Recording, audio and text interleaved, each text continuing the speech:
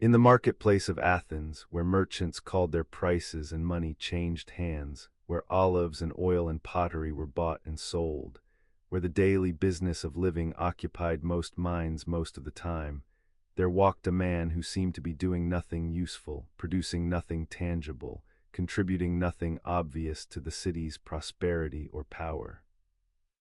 Socrates moved through the agora not as merchant or customer, but as questioner, as someone who stopped passers-by and engaged them in conversation about things that seemed irrelevant to the business at hand, about justice and virtue and courage and knowledge, about the nature of the soul and the meaning of the good life, about whether anyone truly understood what they claimed to know. He was an odd figure even by the standards of a city that tolerated eccentricity, that prided itself on free speech and democratic openness. His appearance was unremarkable at best. Sources describe him as short and stout, with a snub nose and bulging eyes, with a face that reminded people of the satyr Silenus, with clothing that was simple to the point of poverty, with bare feet regardless of weather, with an indifference to physical comfort that bordered on asceticism, though he was no ascetic, enjoyed wine and conversation, ate when food was available, though he could go without when necessary. His appearance mattered little to him because he believed that what mattered was the soul, was the inner life of the mind and character, was the examined life rather than the decorated exterior that most people devoted such energy to maintaining. The marketplace was his classroom, though he would never have used that word, would have rejected the implication that he was teaching in the way that sophists taught, offering instruction for a fee, claiming to provide knowledge and wisdom, promising to make students successful in public life through training in rhetoric and persuasion. Socrates charged no fees. He claimed to know nothing. He promised only questions, only examination, only the unsettling experience of discovering that what you thought you knew was not knowledge but opinion, was not understanding but unexamined acceptance of conventional wisdom, was not truth but the comfortable certainty that dissolves when subjected to careful questioning. He would approach someone, perhaps a young man eager to make his mark in politics, or an established citizen confident in his reputation for wisdom, or a sophist who made his living teaching virtue, or simply someone who made a claim about justice or courage or any of the concepts that interested Socrates. The approach was gentle, almost deferential. Socrates would claim ignorance, would express admiration for the other person's reputed knowledge, would ask if they might help him understand something that puzzled him. Could they explain what justice is, or courage, or virtue? The person would respond, usually with confidence, with a definition or an explanation drawn from conventional wisdom or from their own reflection on the matter, and then the questions would begin. Not aggressive questions, not attacks, but seemingly innocent requests for clarification. What exactly do you mean by that? Would you say that this example fits your definition? What about this case does your explanation cover it? The person would answer, would refine their definition, would try to accommodate the examples Socrates raised. But each answer generated new questions, each clarification revealed new problems, and gradually, sometimes quickly, contradictions would appear. The definition that seemed clear at first would turn out to exclude cases it should include or include cases it should exclude. The explanation that seemed adequate would fail to account for obvious examples. The confident understanding would reveal itself as confusion, as a set of beliefs that did not cohere, that contradicted each other, that could not withstand the patient examination that Socrates applied.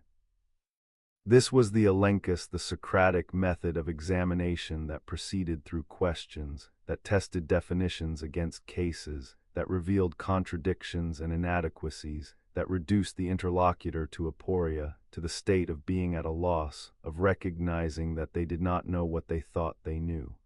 The experience was often painful.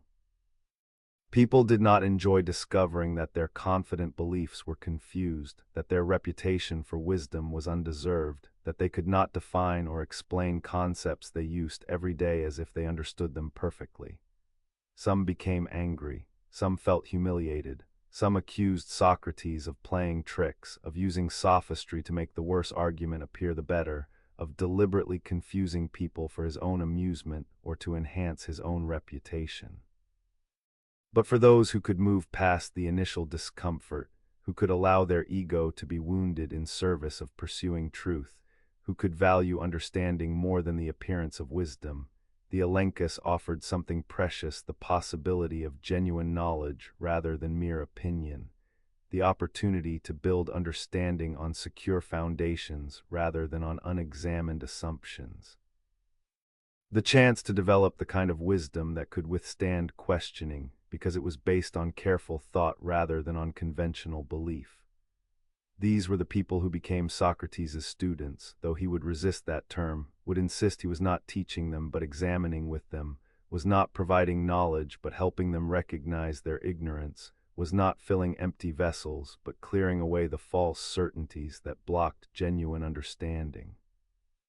The conversations would last hours sometimes, would wind through example and counterexample, would explore every implication of proposed definitions, would follow arguments wherever they led regardless of whether the conclusions were comfortable or conventional.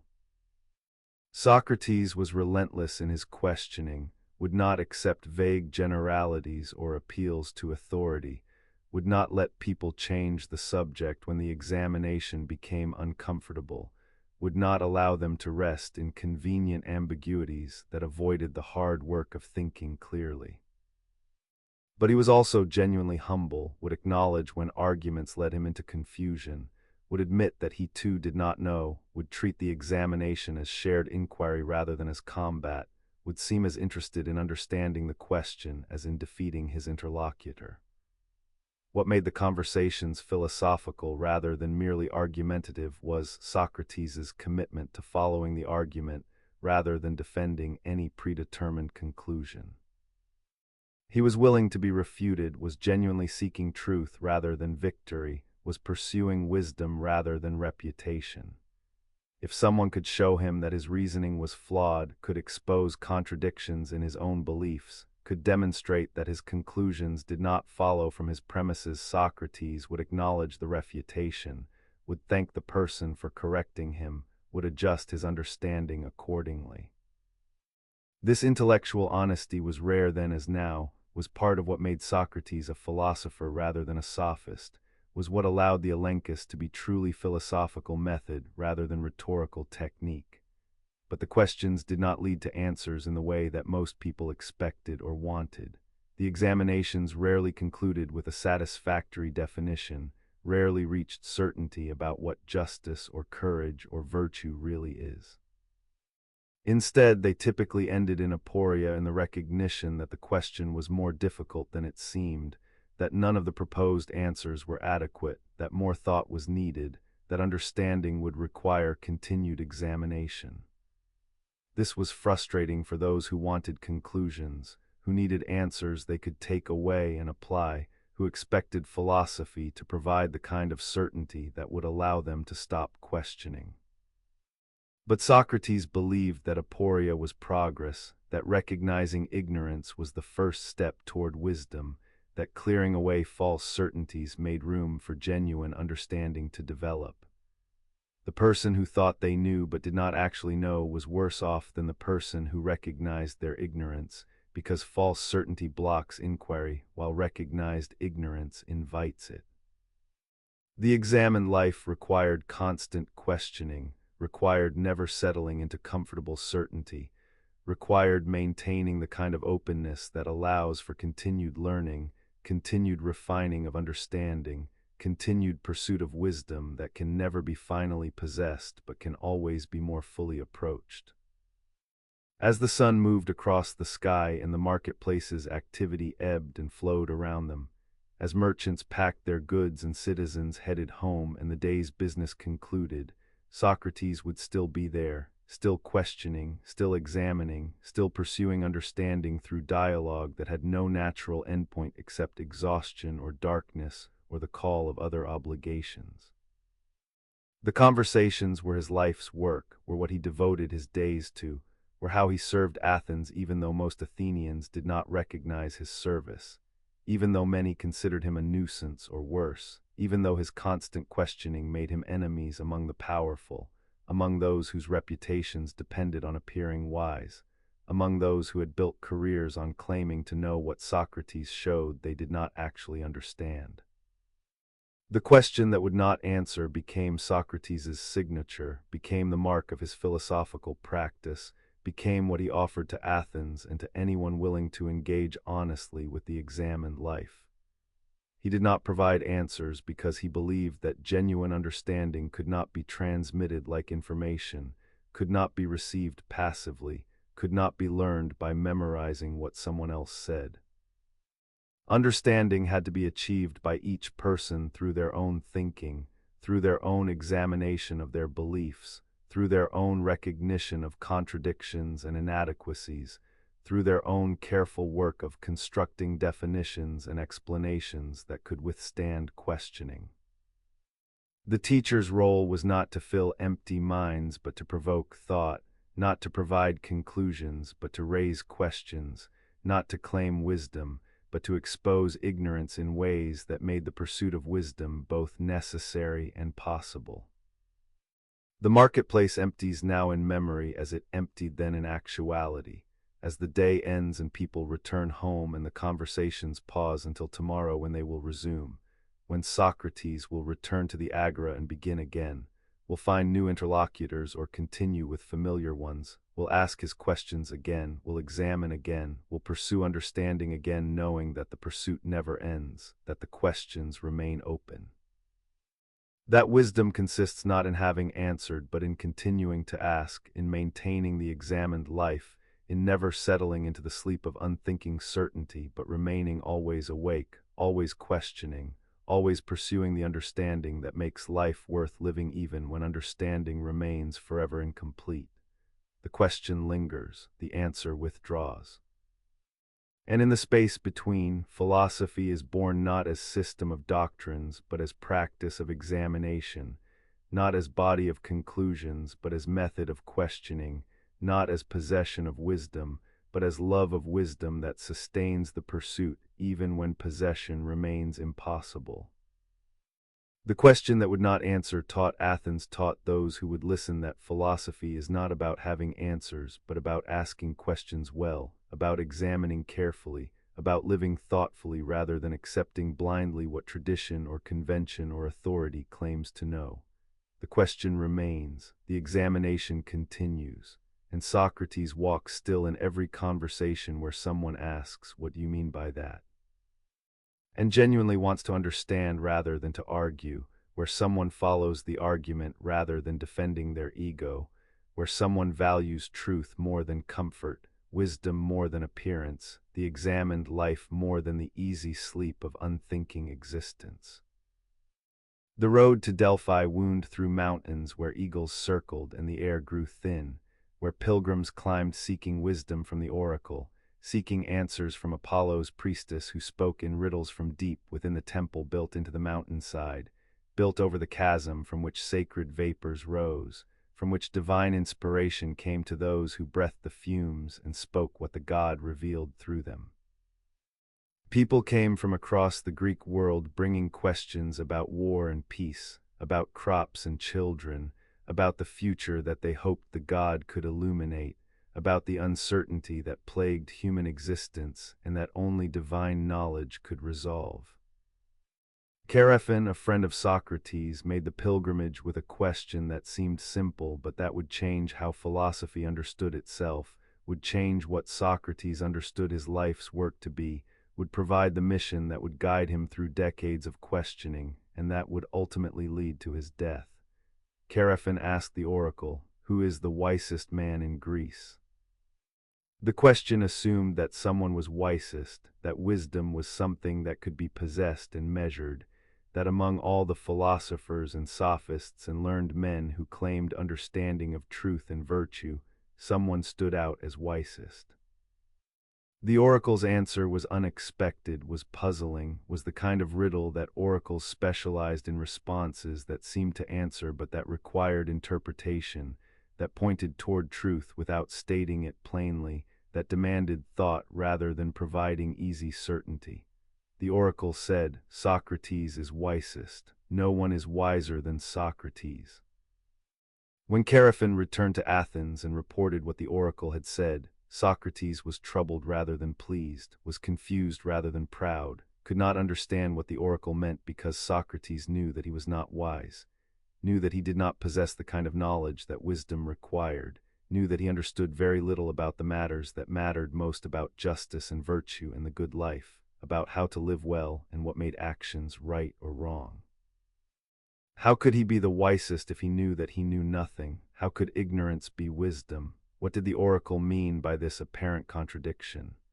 Socrates decided to test the oracle's claim by examining others who were reputed to be wise, by questioning those who seemed to possess knowledge, by seeking someone wiser than himself who would prove the oracle wrong. He went first to the politicians, men who governed the city, who made decisions about war and peace, who spoke confidently in the assembly about justice and the common good, who seemed to understand the matters about which they legislated. He questioned them about justice, about virtue, about the principles that should guide political action. And he discovered that while they spoke confidently, while they used the language of wisdom, while they had learned to persuade audiences through rhetoric and appeals to emotion, they did not actually understand what they were talking about. They could not define justice clearly. They contradicted themselves when pressed. They did not know what they claimed to know, but unlike Socrates, they did not recognize their ignorance. They believed themselves wise while actually being ignorant. Next he went to the poets, men celebrated for their wisdom, whose works were quoted as moral authorities, whose verses were memorized and recited, who seemed to possess insight into human nature and divine truth. He asked them about their poems, about what they meant, about the wisdom they expressed. And he discovered that the poets could not explain their own work, could not articulate clearly what truths their poetry revealed, wrote through inspiration rather than understanding, produced beautiful verses without grasping consciously what those verses meant. They were wise in the way that prophets are wise, speaking truths that came through them rather than from them, channeling wisdom without possessing it, serving as vessels for insight without understanding the insight themselves. And like the politicians, the poets thought themselves wise because others praised them, because their works were admired, because tradition granted them authority, but they too did not know what they claimed to know. Finally, he went to the craftsmen, men who made things, who possessed technical knowledge about their crafts, who understood how to work wood or metal or stone, who could produce useful and beautiful objects through skill accumulated over years of practice. Here at least Socrates found genuine knowledge. The craftsmen knew their crafts, understood the techniques they employed, could explain and teach what they knew. But the craftsmen made a crucial error. They assumed that because they knew their crafts, they also knew about justice and virtue and the good life, assumed that technical expertise translated into wisdom about matters far removed from their particular skills. The shoemaker who knew how to make excellent shoes thought this knowledge made him wise about everything, about politics and ethics and questions that required a completely different kind of understanding. And this false belief in their own wisdom made them foolish despite their genuine technical knowledge. Through these examinations, Socrates came to understand what the oracle meant. He was wisest not because he possessed knowledge that others lacked, not because he understood what others did not understand, but because he alone recognized his ignorance. He knew that he did not know.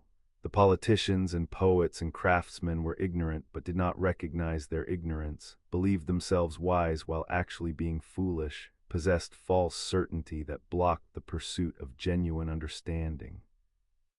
Socrates was wiser than they were not because he knew more, but because he knew better what he did not know, because he recognized the limits of his understanding, because he did not claim to possess wisdom he lacked.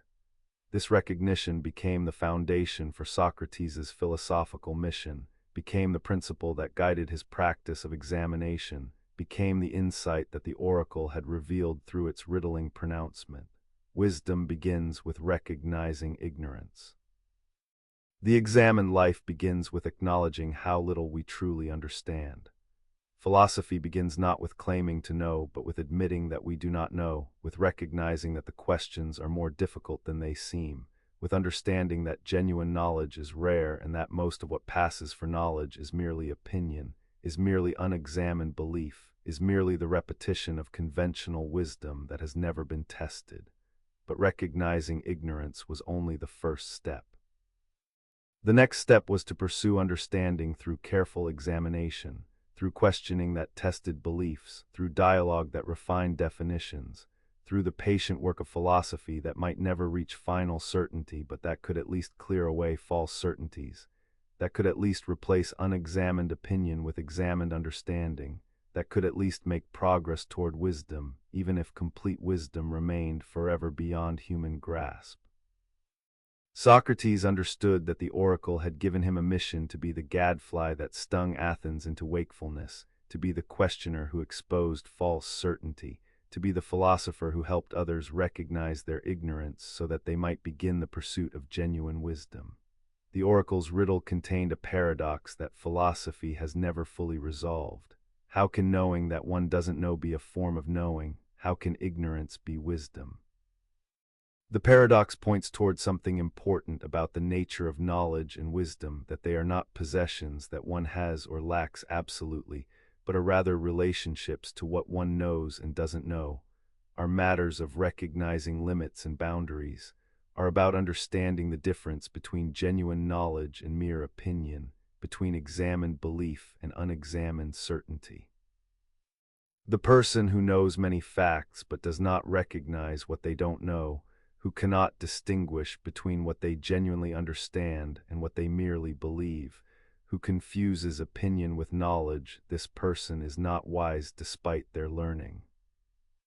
The person who recognizes what they don't know, who can distinguish genuine understanding from mere belief, who maintains appropriate humility about the limits of their knowledge, this person has at least the beginning of wisdom, even if they know relatively few facts.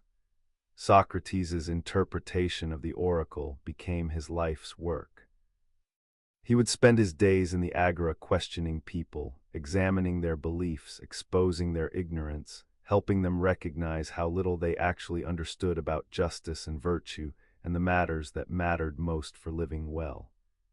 He would make enemies among the powerful, among those whose reputations depended on appearing wise, among those who resented being shown that their confident beliefs were confused.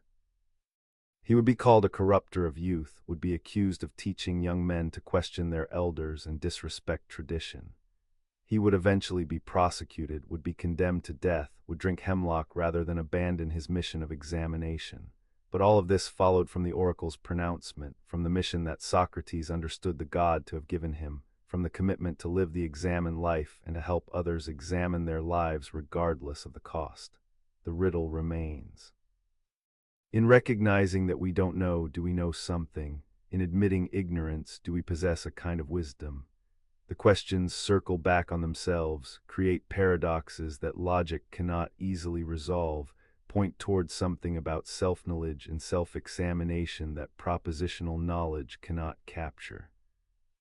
Perhaps the oracle's wisdom was this, that recognizing ignorance is not itself wisdom, but is the necessary condition for pursuing wisdom, is the clearing of ground on which understanding might be built, is the first step on a journey that has no final destination but that is worth taking nonetheless, is the beginning of philosophy understood not as body of doctrines but as way of life, as practice of examination, as commitment to pursuing truth even when truth remains elusive.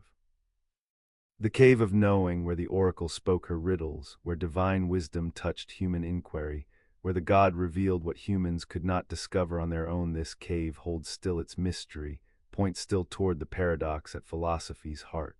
We know that we don't know. The knowing and the not knowing exist together, define each other, make possible the pursuit of understanding that constitutes philosophy itself. Socrates stood at the threshold of this cave, heard the oracle's pronouncement, accepted the mission it implied, and spent his life helping others see what he had seen, that wisdom begins with recognizing ignorance, that the examined life begins with acknowledging how much examination is needed, that philosophy begins not with answers but with questions, not with certainty but with doubt, not with possession of wisdom but with love of wisdom that sustains the pursuit even when wisdom itself remains forever incomplete. Athens was magnificent, a city of marble temples gleaming white against the azure sky, of covered walkways where philosophers debated and poets recited, of theaters where tragedies explored the depths of human suffering and comedies mocked the follies of contemporary life, of the Pnyx where citizens gathered in assembly to govern themselves through speech and vote, of the Acropolis where Athena's temple stood testament to the city's devotion to wisdom and to the goddess who embodied it. The city had defeated the Persian Empire, had built a naval empire of its own, had become the center of Greek culture and learning, had created democracy and nurtured the arts and produced the philosophers and playwrights whose works would define Western civilization. But Socrates saw beneath the magnificence, saw the complacency that success breeds, saw the dangerous assumption that because Athens was powerful it must be wise, that because the city was wealthy it must be just, that because democracy allowed everyone to speak it therefore fostered genuine understanding rather than merely multiplying unexamined opinions. He saw Athens as a noble horse, large and powerful but grown sluggish, needing to be stung into wakefulness, needing something to disturb its comfortable certainty, needing someone willing to question the assumptions on which civic life rested, willing to examine the conventional wisdom that everyone accepted, willing to ask whether Athens truly understood justice and virtue or merely claimed to understand them. Socrates appointed himself to the role of gadfly, the stinging insect that bites the horse, that causes pain and irritation, that will not let the horse rest peacefully but keeps it alert, keeps it moving, keeps it from falling into the dangerous sleep of complacency. The metaphor was apt and deliberate. Socrates understood that he was annoying, that his constant questioning irritated people, that his refusal to accept conventional answers disturbed the peace that most preferred to maintain. He understood that the examined life he advocated was uncomfortable, that questioning one's beliefs is harder than accepting them uncritically, that pursuing wisdom requires more effort than remaining content with opinion. He understood that most people would prefer to be left alone, would resent being stung, would wish the gadfly would go away and let them sleep. But he believed that Athens needed the gadfly, that a city that did not examine itself would make terrible mistakes, that democracy without wisdom was dangerous, that power without understanding of justice would be used unjustly, that a sleeping city was vulnerable no matter how powerful it appeared to be. The sting of the gadfly was service to the city, even though the city did not recognize it as service, even though the city would eventually repay the service with execution, even though Socrates received no gratitude, but only resentment and anger and ultimately prosecution for his efforts to wake Athens from its dogmatic slumber. The stinging took many forms, but always involved questioning, always involved examination, always involved refusing to accept the easy answers that allowed people to avoid thinking carefully about what they were doing and why. When politicians spoke confidently about justice, Socrates would ask them what justice is, would press them to define it clearly, would show through questioning that they did not actually understand what they were legislating about, that they were making laws based on convention or self-interest or unexamined tradition rather than on genuine understanding of what justice requires. When military leaders advocated for war, Socrates would question whether courage meant what they claimed it meant, whether the proposed action was truly courageous or was actually reckless, whether they had examined carefully the grounds for their confidence or were simply responding to wounded pride or desire for glory. When sophists claimed to teach virtue for a fee, Socrates would engage them in dialogue designed to show that they did not know what virtue is, that they could not teach what they did not understand, that their rhetorical skill and their ability to make persuasive speeches did not constitute wisdom about how to live well.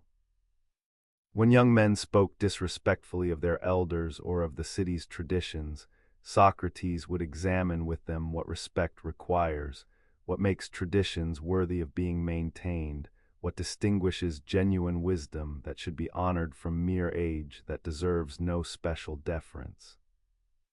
In every case, the questioning was aimed at exposing unexamined beliefs, at showing that what seemed obvious was actually difficult, at disturbing the comfortable certainty that allowed people to act without thinking, to make decisions without understanding, to claim knowledge they did not possess.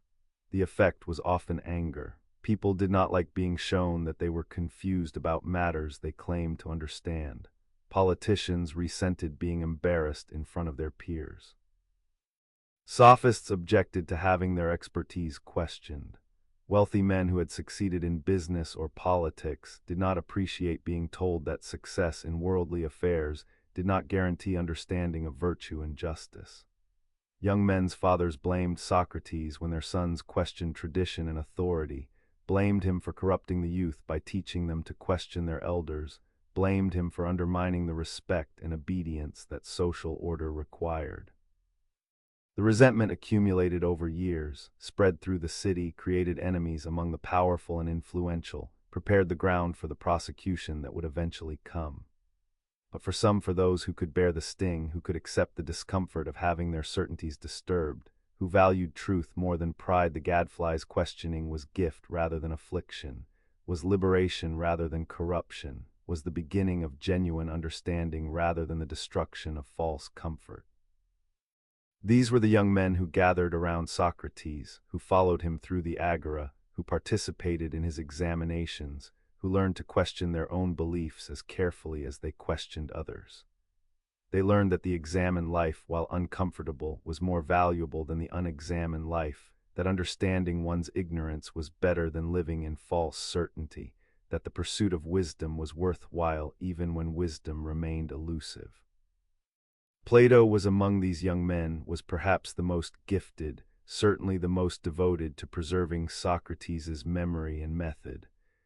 Xenophon, too, though less philosophically inclined, recognized in Socrates something extraordinary, something worth recording, something that Athens should have honored rather than condemned. Alcibiades, the brilliant and troubled politician who would betray Athens, who would change sides during the Peloponnesian War, who would pursue personal ambition at the city's expense, even Alcibiades was drawn to Socrates, recognized in him a wisdom and integrity that stood in stark contrast to the sophists and politicians who claimed to be wise, but who were actually pursuing wealth and power rather than understanding. The gadfly's mission was dangerous from the start, was always going to end badly, was incompatible with the kind of safety and comfort that most people seek. Socrates knew this, spoke of it explicitly, compared himself not just to a gadfly, but to someone assigned by the god to examine the city, to prevent it from falling into the sleep of unthinking certainty, to maintain the vigilance that democracy requires if it is to be more than ruled by opinion and emotion and the persuasive speeches that sophists taught how to construct. He understood that this mission made him enemies, that powerful people do not forgive being exposed as ignorant, that a city grown comfortable in its certainties would eventually strike back against the one who insisted on disturbing those certainties. But he believed that the mission was worth the risk, that Athens needed the gadfly even if Athens did not want the gadfly, that serving the city meant stinging it rather than flattering it, that true friendship meant telling difficult truths rather than agreeing with whatever the friend wanted to hear. This conviction that examination matters more than comfort, that truth matters more than popularity, that wisdom matters more than success would sustain Socrates through the trial, through the condemnation, through the final days in prison, through the drinking of hemlock. The gadfly would be crushed, but the sting would remain, would continue irritating Athens long after Socrates was dead, would inspire others to take up the practice of examination, would make philosophy into something that had martyrs, that required courage, that might cost everything yet remained worthwhile, because the examined life was the only life worth living. The sleeping city preferred sleep to wakefulness, preferred comfortable opinion to uncomfortable examination, preferred the familiar certainty of tradition to the disturbing questions that philosophy raised. This preference was not unique to Athens, was not peculiar to ancient Greece, is perhaps universal in human communities, is the reason every society eventually finds its gadflies annoying, finds its questioners dangerous, finds its philosophers threatening to the social order that depends on most people accepting without examination the beliefs and values and hierarchies that the society is built upon. The gadfly reminds us that we are sleeping, that our certainties are unexamined, that we do not understand what we claim to know. The reminder is unwelcome, the sting hurts, and eventually the horse strikes back, swats the gadfly, kills the questioner, silences the philosopher who would not let the city rest. But the gadfly's death does not end the stinging. The questions remain, the examination continues. Others take up the practice of questioning, of examining, of refusing to accept conventional wisdom without scrutiny.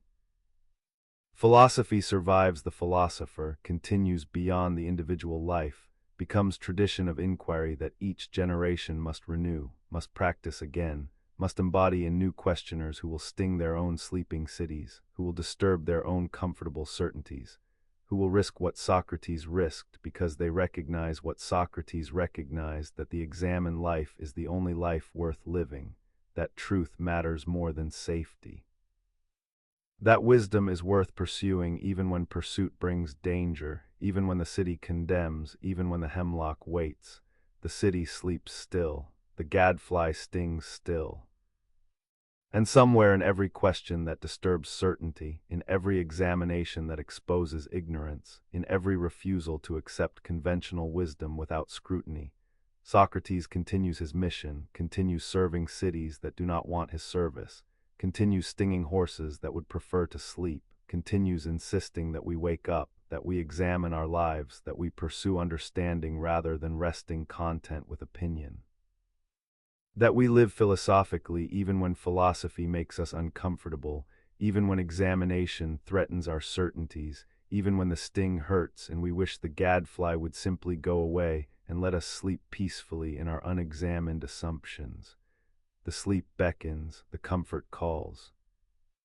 But the sting persists, reminding us that we are not awake, that we do not understand, that the examined life requires more than we are giving it, that philosophy demands we question even especially the beliefs we hold most firmly, the certainties we are most reluctant to disturb, the comfortable assumptions that make life easy but that make wisdom impossible. Within Socrates, accompanying him from childhood, dwelling in some interior space that he could access but never fully explain, there lived a voice. Not a voice in the ordinary sense, not words spoken audibly, not language that others could hear, not communication that could be recorded or reported with precision, but a presence, a knowing, a warning that came when he was about to take a wrong path, make a poor choice, pursue an action that should be avoided. Socrates called this his daemonion, his divine sign, his spiritual guide, the inner voice that spoke not in commands but in prohibitions, that never told him what to do but only warned him away from what should not be done. The demon was with him always but did not always speak. It remained silent when actions were permissible, when choices were acceptable, when paths forward were not forbidden. Its silence meant consent, meant that Socrates could proceed without divine warning, meant that the action he contemplated was at least not wrong even if the demon provided no positive guidance about whether it was right. But when the demon spoke, when the interior warning came, when the sense of divine prohibition arose, Socrates obeyed absolutely, without question, without second-guessing the guidance, without trying to rationalize or explain away the warning. He trusted the demon more completely than he trusted his own reasoning, more completely than he trusted the advice of friends, more completely than he trusted the laws and customs of Athens. The demon's guidance was personal rather than universal, was directed to Socrates specifically rather than being moral law applicable to everyone. It warned him about actions that would be wrong for him in his particular circumstances, not necessarily actions that were wrong in themselves or wrong for everyone. The distinction mattered because it meant the demon was not providing ethical theory, was not offering principles that Socrates could teach to others, was not replacing the need for philosophical examination with direct divine command. The demon guided Socrates' life but did not answer philosophical questions about virtue and justice, did not provide the knowledge that philosophy sought, did not make examination unnecessary. Socrates still had to think carefully about ethical questions, still had to examine his beliefs and practices, still had to pursue wisdom through dialogue and reasoning. The demon supplemented philosophical inquiry but did not replace it. This created a paradox that Socrates never fully resolved. He was the great rationalist, the philosopher who insisted on logical argument and careful examination, who rejected appeals to authority and tradition, who demanded that beliefs be justified through reasoning rather than accepted on faith. Yet he relied absolutely on the demon's non-rational guidance, trusted a divine voice that provided no arguments, followed promptings that came from beyond reason, obeyed warnings that he could not explain or defend through philosophical analysis. How could the most rational of philosophers depend so completely on something so irrational? How could the one who demanded that everything be examined accept without examination the demon's guidance? Perhaps the answer is that Socrates recognized limits to what reason can provide, understood that philosophical examination can criticize and refine but cannot originate, cannot generate the first principles that guide inquiry, cannot create the values and commitments that make philosophical pursuit meaningful. Reason can examine whether actions are consistent with principles, can test whether choices cohere with beliefs, can explore the implications and consequences of different courses of action. But reason cannot tell us what to value in the first place, cannot generate concern for virtue and justice ex nihilo, cannot provide the motivation that makes philosophical life worthwhile. The demon perhaps provided what reason could not: the ground of moral conviction, the sense of direction, the inner knowing that preceded argument and that argument could refine but not create. Or perhaps the demon was not something separate from Socrates, but was the wisdom that had accumulated through years of examined living, through decades of thinking carefully about right and wrong, through the habits of mind that philosophy had formed in him. When the demon warned him, perhaps it was his own deepest understanding speaking, his own wisdom that had become so habitual, so integrated into his character, that it functioned intuitively rather than discursively, that warned him before he had consciously reasoned through why an action was wrong. The demon would then not be external divine voice but internal wisdom, not communication from the gods but the voice of his own best self, not supernatural guidance but the natural result of living the examined life for so long that examination had become second nature. Socrates spoke of the demon at his trial, used it as part of his defense, claimed that the divine sign had never warned him against any of the actions that led to his prosecution, that its silence meant he had done nothing wrong, that the god himself, through the demon's failure to prohibit, approved of Socrates' philosophical mission. The claim was bold, was almost arrogant, suggested that Socrates had divine sanction for disturbing Athens, that his examination of the city was not just philosophically justified but divinely mandated. The jurors were not persuaded. Many probably thought the claim about the demon was evidence of the impiety he was charged with, claiming to receive private divine communication, introducing new spiritual beings, putting his personal demon above the city's gods. But for Socrates, the demon was not impiety, but the deepest form of piety was attention to the divine, was openness to guidance from beyond human wisdom, was recognition that philosophy requires humility before mystery, that the examined life must acknowledge what cannot be examined, that reason must recognize its own limits.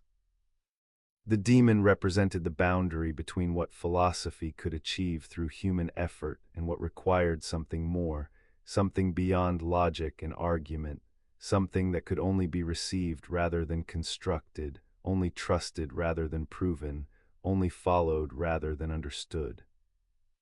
The crossroads where the demon whispered were moments of decision when multiple paths lay open, when choices had to be made without certainty about which was right, when the future was unclear and the consequences unknowable. These were the moments when philosophical examination reached its limit, when reasoning about principles and consequences had gone as far as it could go but still had not resolved the question, when Socrates stood uncertain about which way to turn. And in these moments the demon would speak or remain silent, would warn or consent, would guide when guidance was most needed. But there were also crossroads where the demon did not speak, where silence left Socrates without guidance, where he had to choose without divine assistance, where human wisdom limited and uncertain was all he had. These were perhaps the most difficult moments, when the demon's silence meant not consent but absence, when Socrates stood alone at the decision point with no voice to guide him, with nothing but his own examined convictions and his own uncertain reasoning to rely upon. In these moments he was truly human, was making choices that might be wrong, was acting without guarantee that the action was right, was accepting responsibility for decisions that might have consequences he could not foresee. The demon's silence at these crucial crossroads was as important as its speech at others.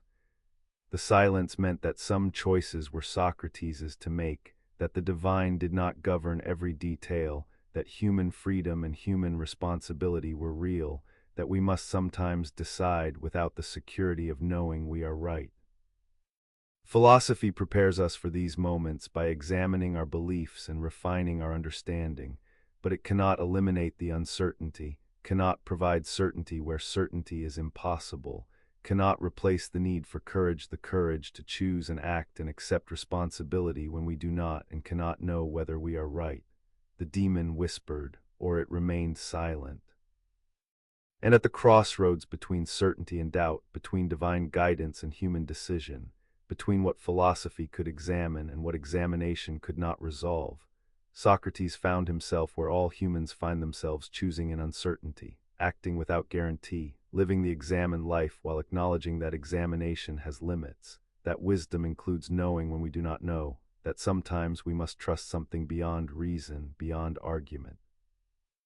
Beyond anything philosophy can secure, the whisper guided when guidance came, the silence left him free when freedom was necessary, and at the crossroads, whether the demon spoke or remained quiet, Socrates had to choose, had to act, had to take responsibility for living as well as he could in a world where complete wisdom remains forever beyond human reach.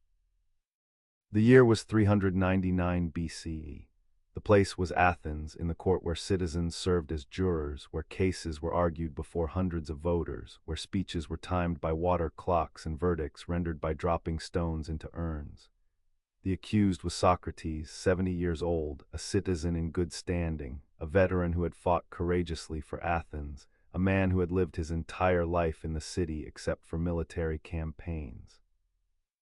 The charges were impiety and corrupting the youth, religious and moral crimes that carried the possibility of death, that were serious enough to justify execution, that gave Athens the legal framework for silencing the gadfly who had stung too persistently, who had made too many enemies, who had questioned too deeply the assumptions on which civic order rested.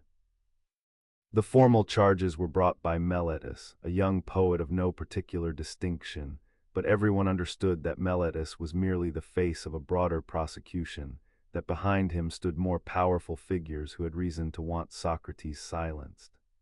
Anytus, a prominent politician who had been questioned by Socrates and humiliated by the examination, who resented the gadfly's stinging, who represented the city's impatience with the philosopher's disturbing questions. Lycon, another whose son had been among the young men who gathered around Socrates, who learned from him to question authority and tradition, who became less docile and more troublesome as a result of the philosophical education that Socrates provided. The charge of impiety had two parts: that Socrates did not believe in the city's gods, and that he introduced new divine beings. The first charge was difficult to prove because Socrates participated in Athenian religious life, made sacrifices at appropriate times, showed respect for the city's gods and temples, never openly denied their existence or importance. But his constant questioning, his habit of examining everything including religious beliefs and practices, his refusal to accept tradition uncritically, all this suggested to his accusers that his piety was not genuine, that his religious observance was merely external conformity, while internally he harbored doubts and questions that undermined faith. The second charge referred to the demon, to the divine sign that Socrates claimed guided him, that warned him away from wrong actions, that provided spiritual direction independent of the city's official religion. To claim private divine communication was suspicious, was potentially introducing new gods, was at minimum putting personal spiritual experience above civic religious obligation. The charge of corrupting the youth focused on Socrates' influence on young men, on the way his questioning taught them to examine their elders' beliefs, to challenge traditional wisdom, to think for themselves rather than accepting authority, to value philosophical understanding over conventional success.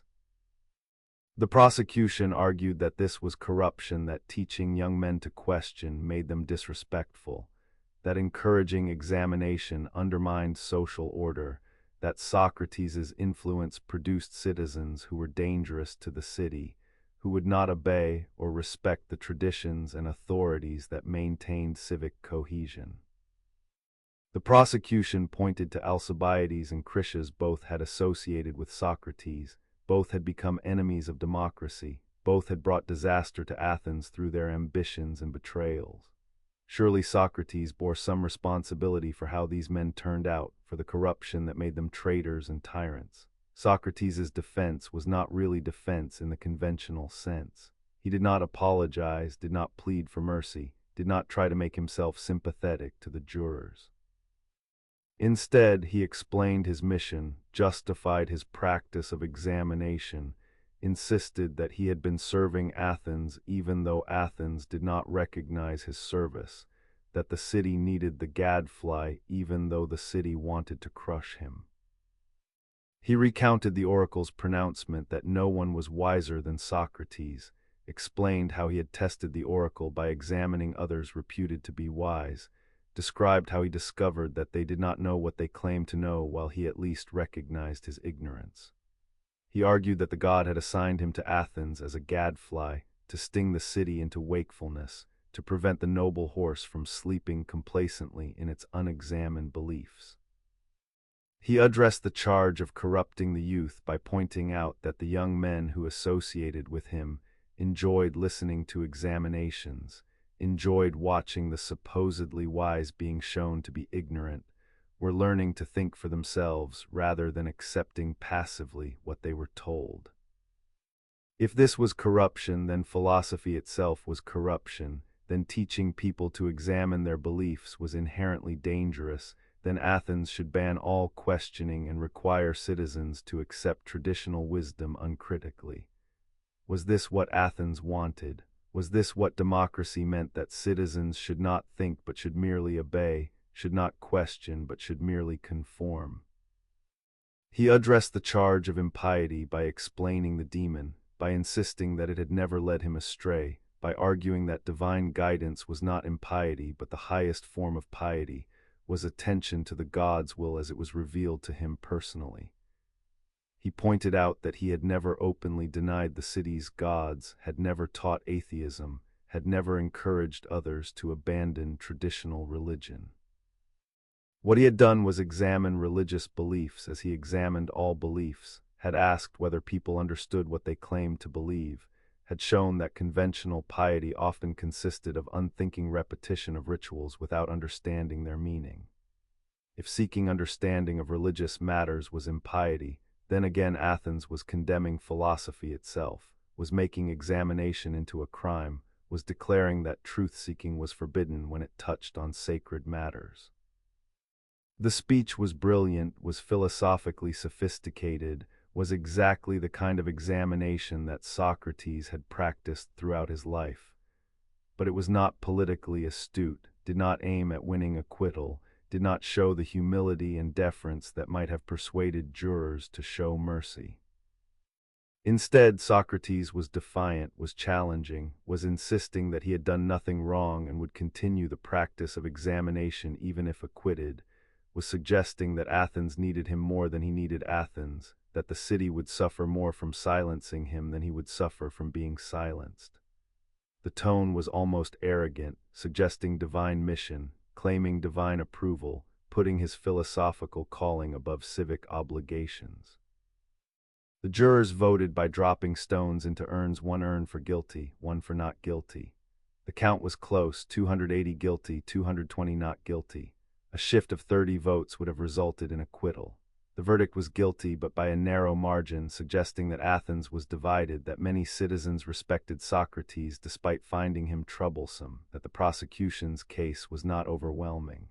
But guilty was guilty, and now the question was what penalty to impose. In Athenian trials, after a guilty verdict, the prosecution proposed a penalty, and the defense proposed a counter-penalty, and the jurors chose between them. Meletus proposed death.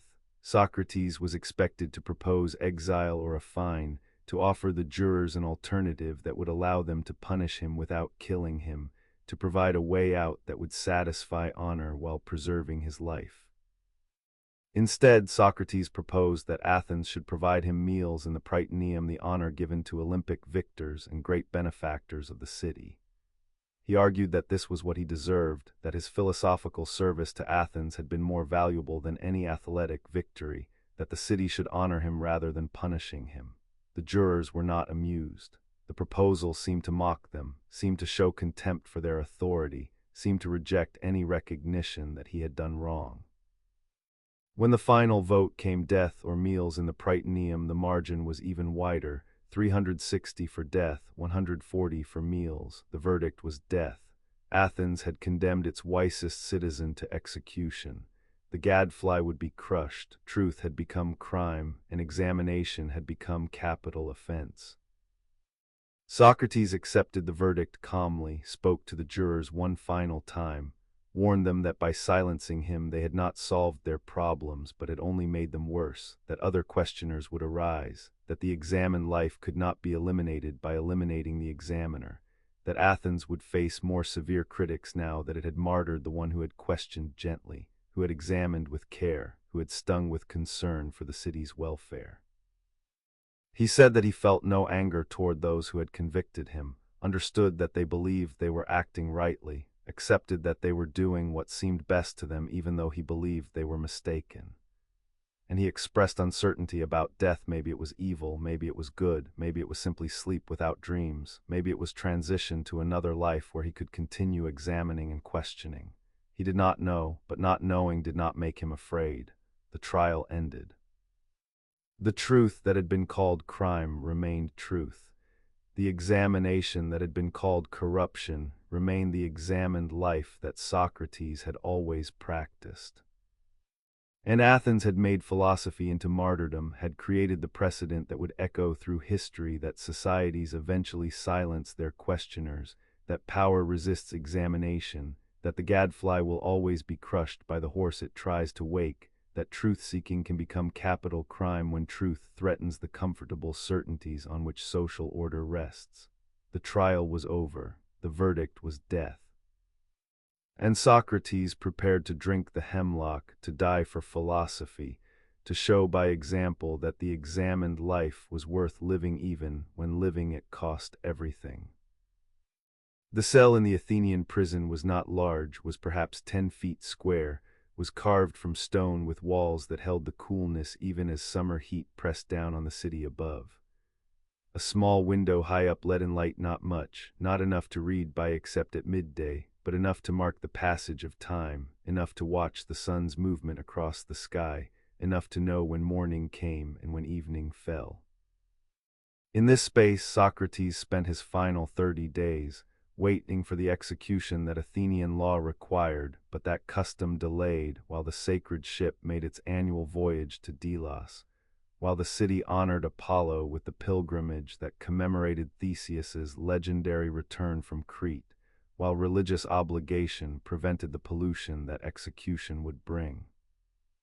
The 30 days were strange suspension between life and death, between the world of the living and the threshold that Socrates was about to cross, between the examined life he had always practiced and the examination of death itself that now became necessary.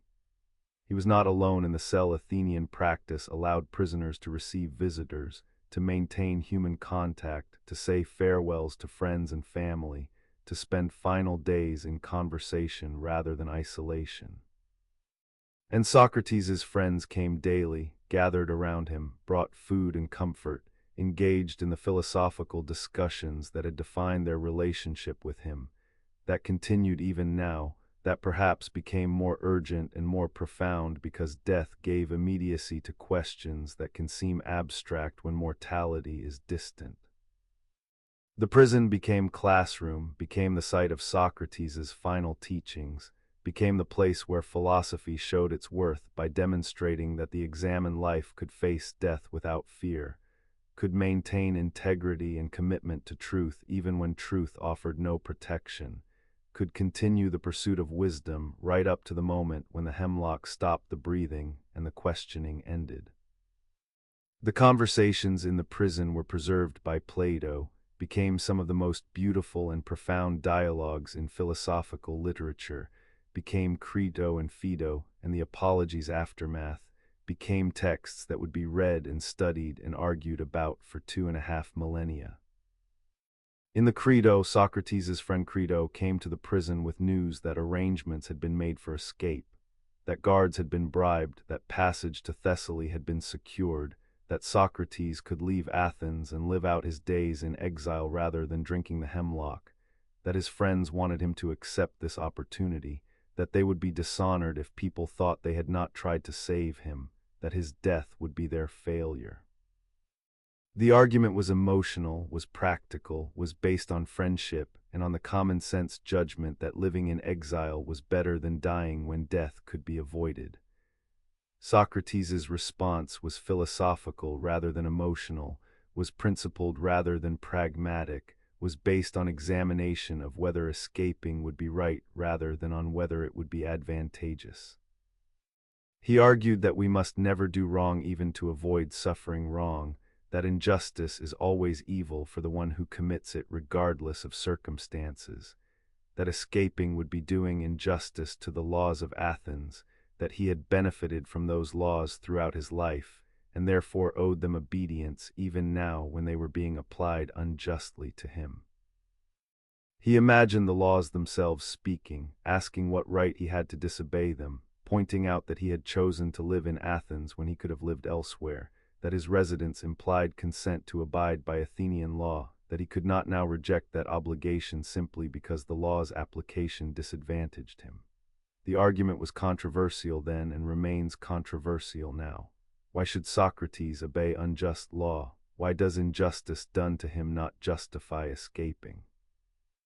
Why must he accept death rather than saving himself when doing so would harm no one except possibly the reputation of Athens, which had already harmed itself by condemning him? The questions admit no easy answers, touch on deep issues about civil disobedience and legal obligation, and whether there are limits to what the state can rightfully demand. But for Socrates, the answer was clear. The examined life required living according to principles that he had spent his life defending, required consistency between what he had taught and how he lived, required that he not purchase life at the cost of integrity, not survive by abandoning the commitments that made his life worth living. So he refused escape, refused the opportunity to live, chose death over disobedience. Not because he wanted to die, he acknowledged that death might be evil, that he did not know whether it was good or bad, that he would prefer to live if living were compatible with living well.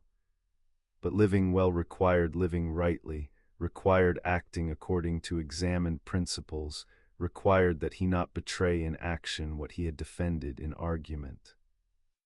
The refusal to escape was not suicide, he was not choosing death, but was accepting death as consequence of refusing to do wrong, was preferring to suffer injustice rather than to commit injustice, was maintaining that it is better to die well than to live badly. The Phaedo recorded the final day, the last conversations before the execution, the discussion of death and immortality that occupied Socrates and his friends as the sun moved across the sky and the hour approached when the hemlock would be prepared. The topic was natural when facing death. What could be more appropriate than examining what death is, whether it should be feared, whether anything survives the body's dissolution, whether the philosopher's life is preparation for death or for something beyond death. Socrates argued for the immortality of the soul, offered several arguments suggesting that the soul exists before birth and continues after death, that death is separation of soul from body rather than complete annihilation, that the philosopher who has spent life caring for the soul rather than the body has nothing to fear from death. The arguments were not conclusive. Socrates acknowledged their limitations, invited objections, refined his reasoning in response to challenges. The point was not to prove immortality with certainty, but to examine the question carefully, to think through what could be said for and against the belief that death is not the end, to approach death philosophically rather than emotionally, to replace fear with examination, to let reason guide rather than allowing instinct to overwhelm. Whether the soul was truly immortal remained uncertain. Socrates admitted he did not know, acknowledged that the question exceeded human capacity for certain knowledge, suggested that belief rather than knowledge was appropriate here. But the examination itself was valuable, was the practice of philosophy continued to the very end, was proof that the examined life could be maintained even especially when facing the final examination that death would bring. His friends wept as the day progressed, as the time approached, as the reality of losing Socrates became undeniable.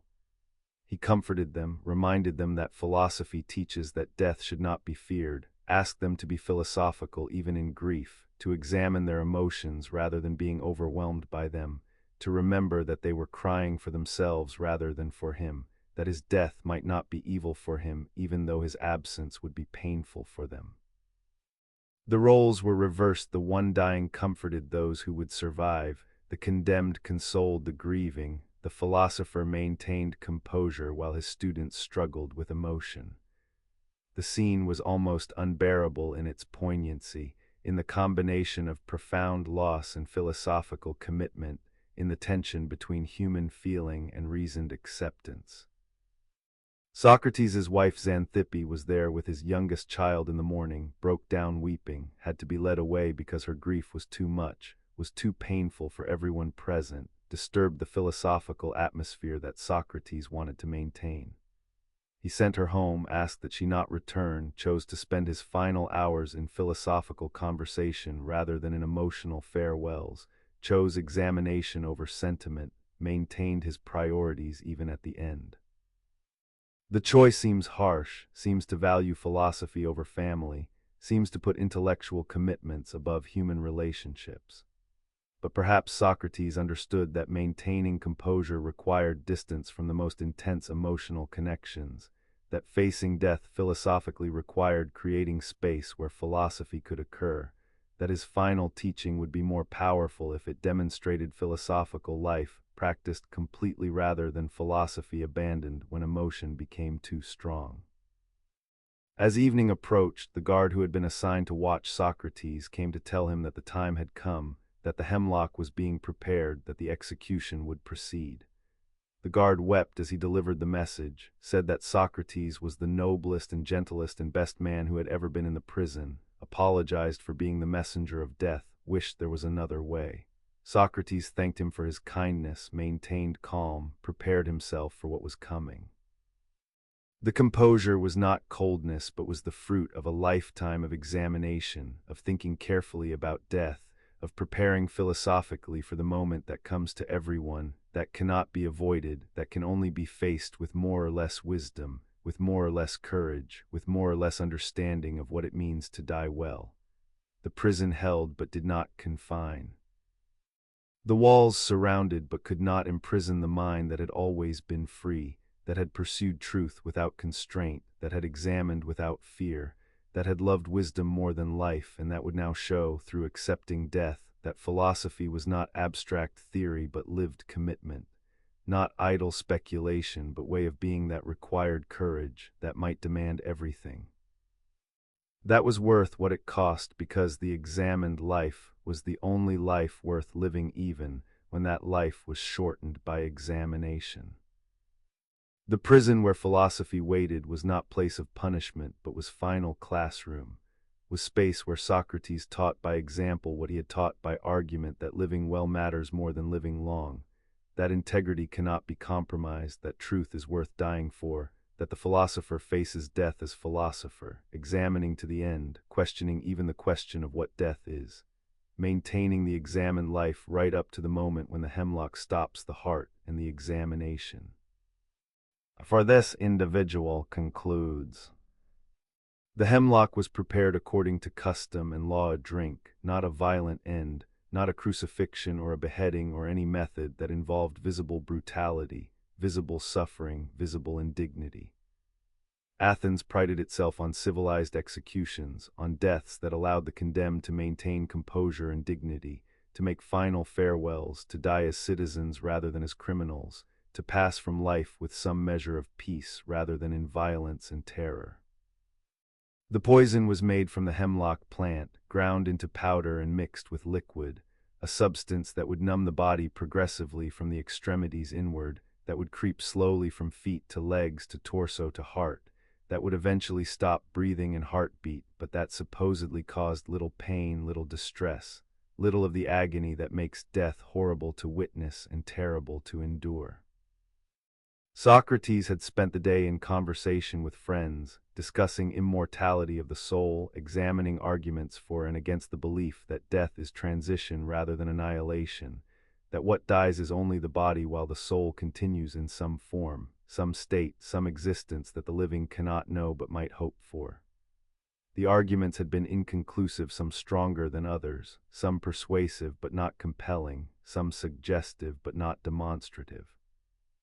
Socrates had acknowledged uncertainties, had admitted that the question exceeded what philosophy could definitively answer, had suggested that belief rather than knowledge was appropriate here, that hope rather than certainty was what death allowed.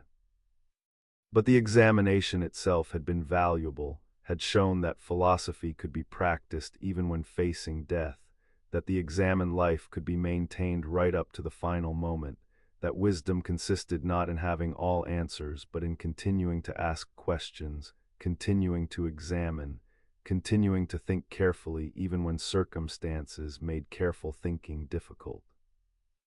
As evening came and the sun slanted low through the small high window, as shadows lengthened in the cell and the air cooled with approaching night, the guard returned to tell Socrates that the time had come, that he should prepare himself, that the executioner was ready with the hemlock. Socrates nodded, asked if he could first bathe, not because bathing was necessary, but because it was customary, because maintaining ordinary rituals even in extraordinary circumstances was way of asserting normalcy, of refusing to let death disrupt the examined life more than necessary, of continuing patterns that gave dignity and meaning to human existence. He bathed, dried himself, put on fresh clothing, returned to the cell where his friends waited. His children were brought to him, 3 sons, the youngest still an infant in his mother's arms. Xanthippe had returned, could not stay away despite the grief, despite Socrates having sent her away earlier, despite knowing that her presence would make the parting more painful. Socrates spoke with them briefly, gave final instructions about their care, said farewells that we do not have recorded, that were private rather than philosophical, that belonged to family rather than to the public performance of dying well that philosophy required. Then he asked that they be taken away again, could not maintain philosophical composure while watching his wife weep and his infant child reach toward him unknowing, needed distance from emotion that was too strong, too human, too raw to be compatible with the examined death that he intended to demonstrate. The executioner entered carrying the cup.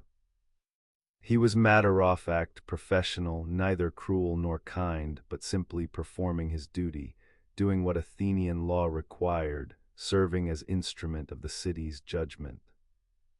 He explained what would happen: that Socrates should drink the hemlock completely, that he should then walk around until his legs began to feel heavy, that he should lie down when the numbness became significant, that the poison would work from feet upward until it reached the heart, that death would come when the paralysis reached the organs necessary for breathing and heartbeat. The explanation was practical, clinical, designed to let Socrates know what to expect so that he could face death with understanding rather than with fear of the unknown.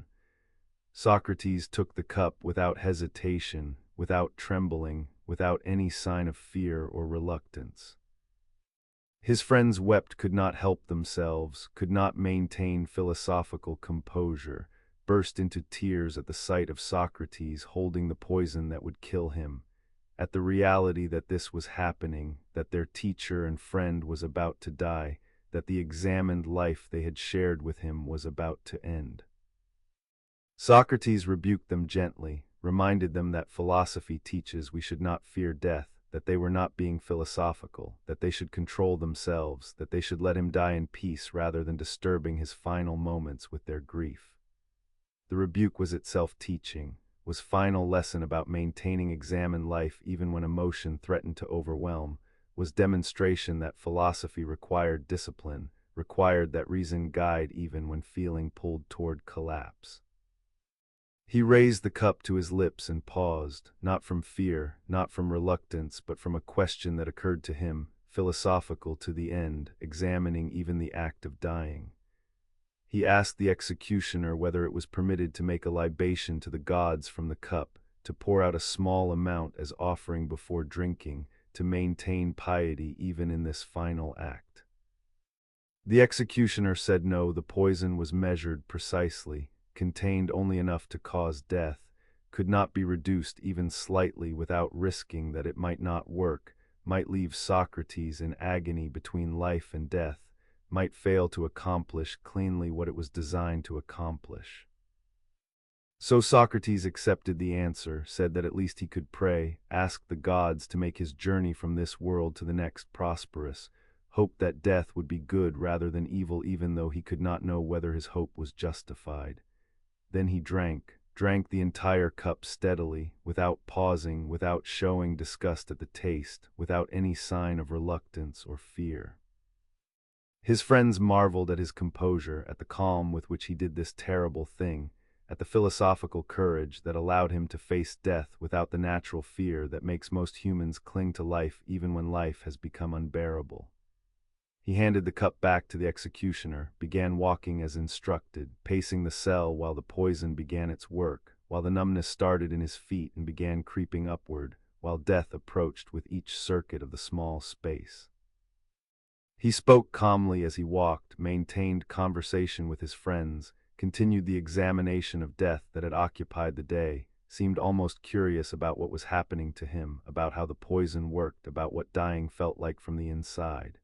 He reported the sensations, the coldness spreading, the heaviness in his legs, the progressive loss of sensation that moved steadily upward from his feet.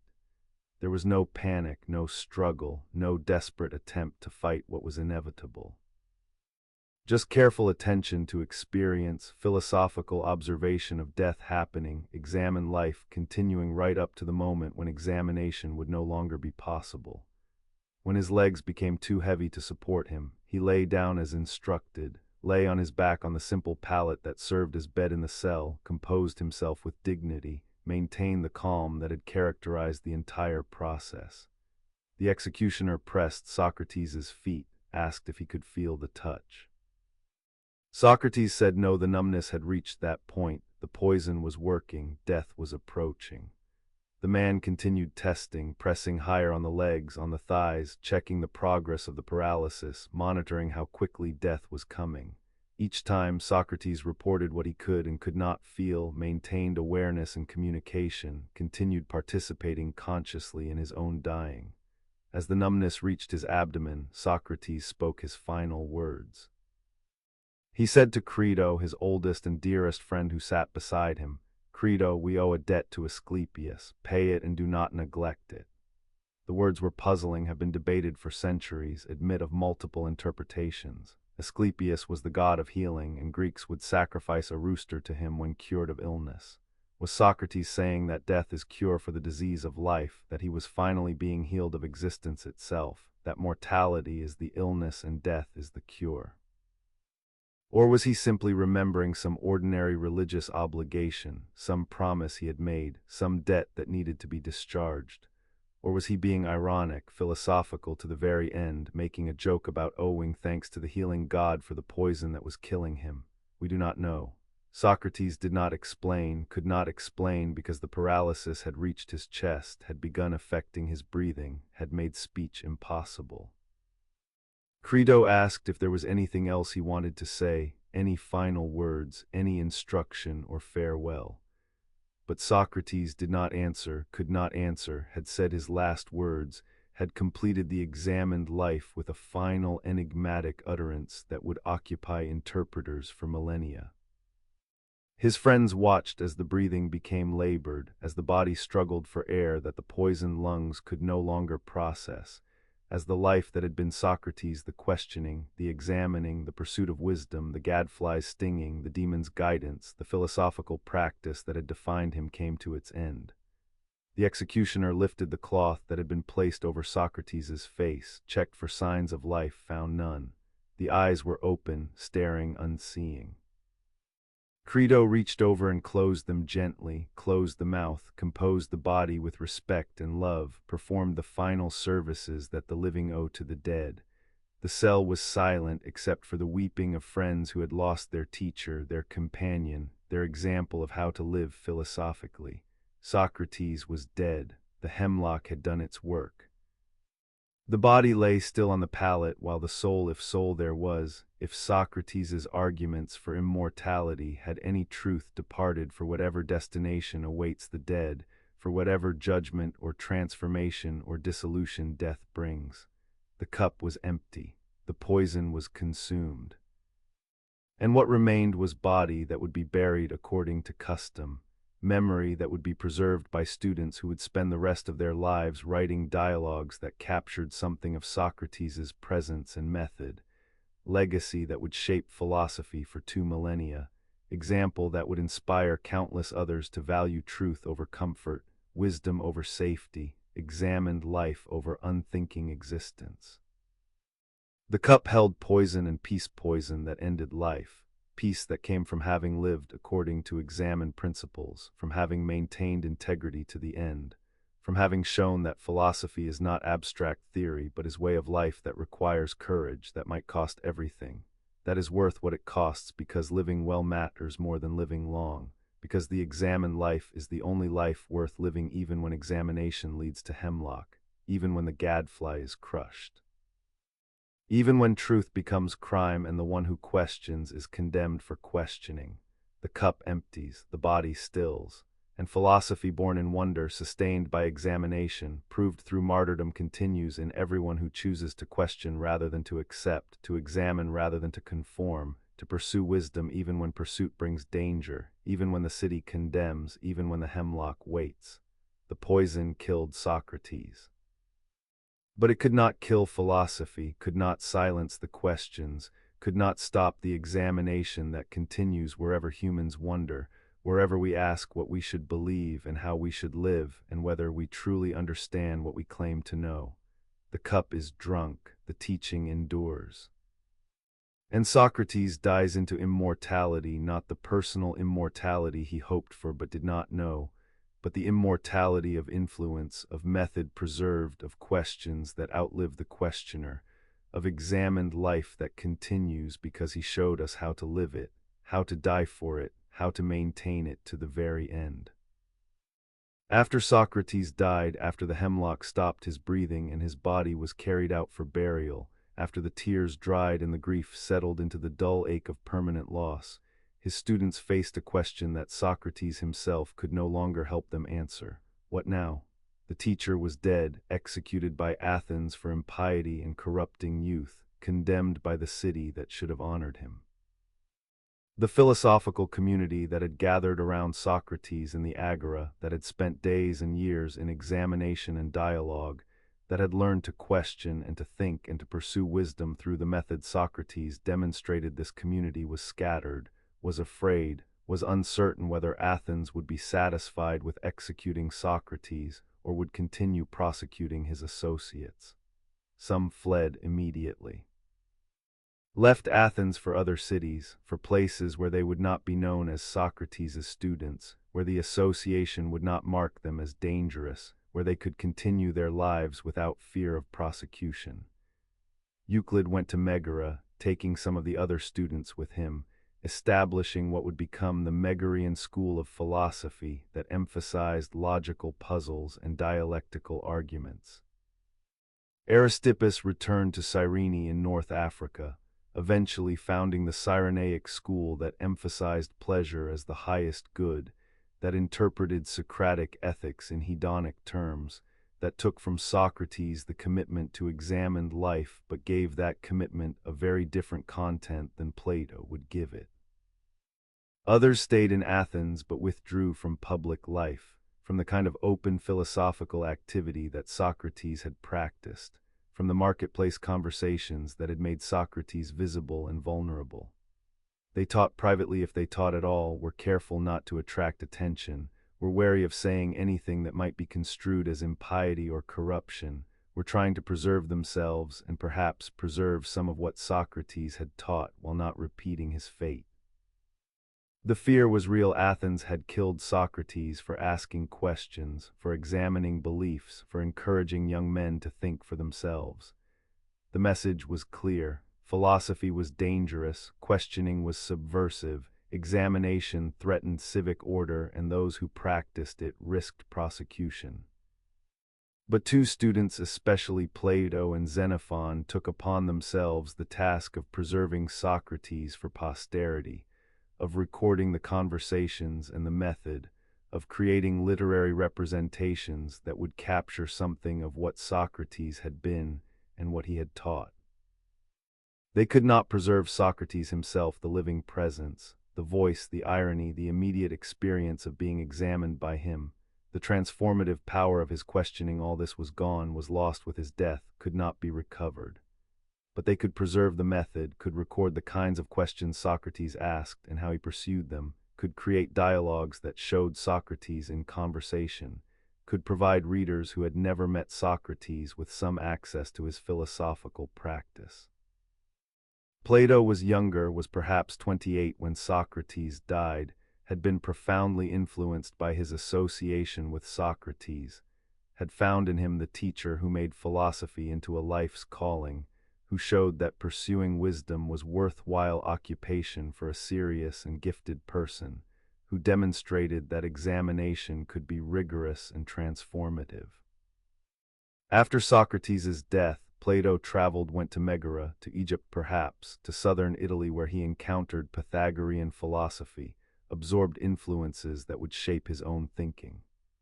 But eventually he returned to Athens and founded the Academy, the school that would last for 900 years, that would become the center of philosophical education in the ancient world, that would train philosophers and mathematicians and statesmen who would spread Platonic ideas throughout the Mediterranean.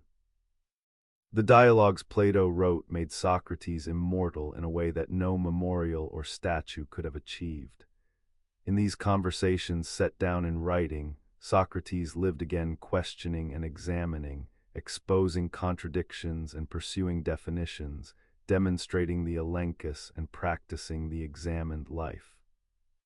The Socrates of Plato's dialogues is literary creation rather than historical record, is philosophical character rather than biographical portrait, is Plato's representation of his teacher rather than stenographic transcript of actual conversations. Scholars have debated for centuries how much of the dialogues represents the historical Socrates and how much represents Plato's own philosophy put into Socrates' mouth. The question probably admits no definitive answer. The dialogues are literary and philosophical rather than historical documents, are meant to preserve a method and a way of thinking rather than to record exact words. But through Plato's dialogues, Socrates became known to readers who had never met him, who lived in other cities and other centuries, who encountered philosophy through these texts rather than through personal association with a living teacher. The Apology preserved Socrates' defense at his trial, made his death into martyrdom, showed philosophy as practice that might require dying for truth. The Credo recorded the arguments for why Socrates refused to escape, demonstrated his integrity, showed him choosing death over injustice.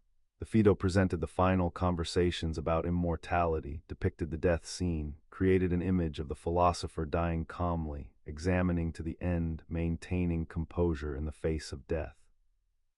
And many other dialogues, early ones that probably reflect the historical Socrates more closely, later ones where Socrates becomes mouthpiece for Plato's own developing philosophy, created a corpus that preserved Socratic method even as it developed beyond what Socrates himself had taught. Xenophon wrote differently, less philosophically, more as historian and biographer than as philosopher.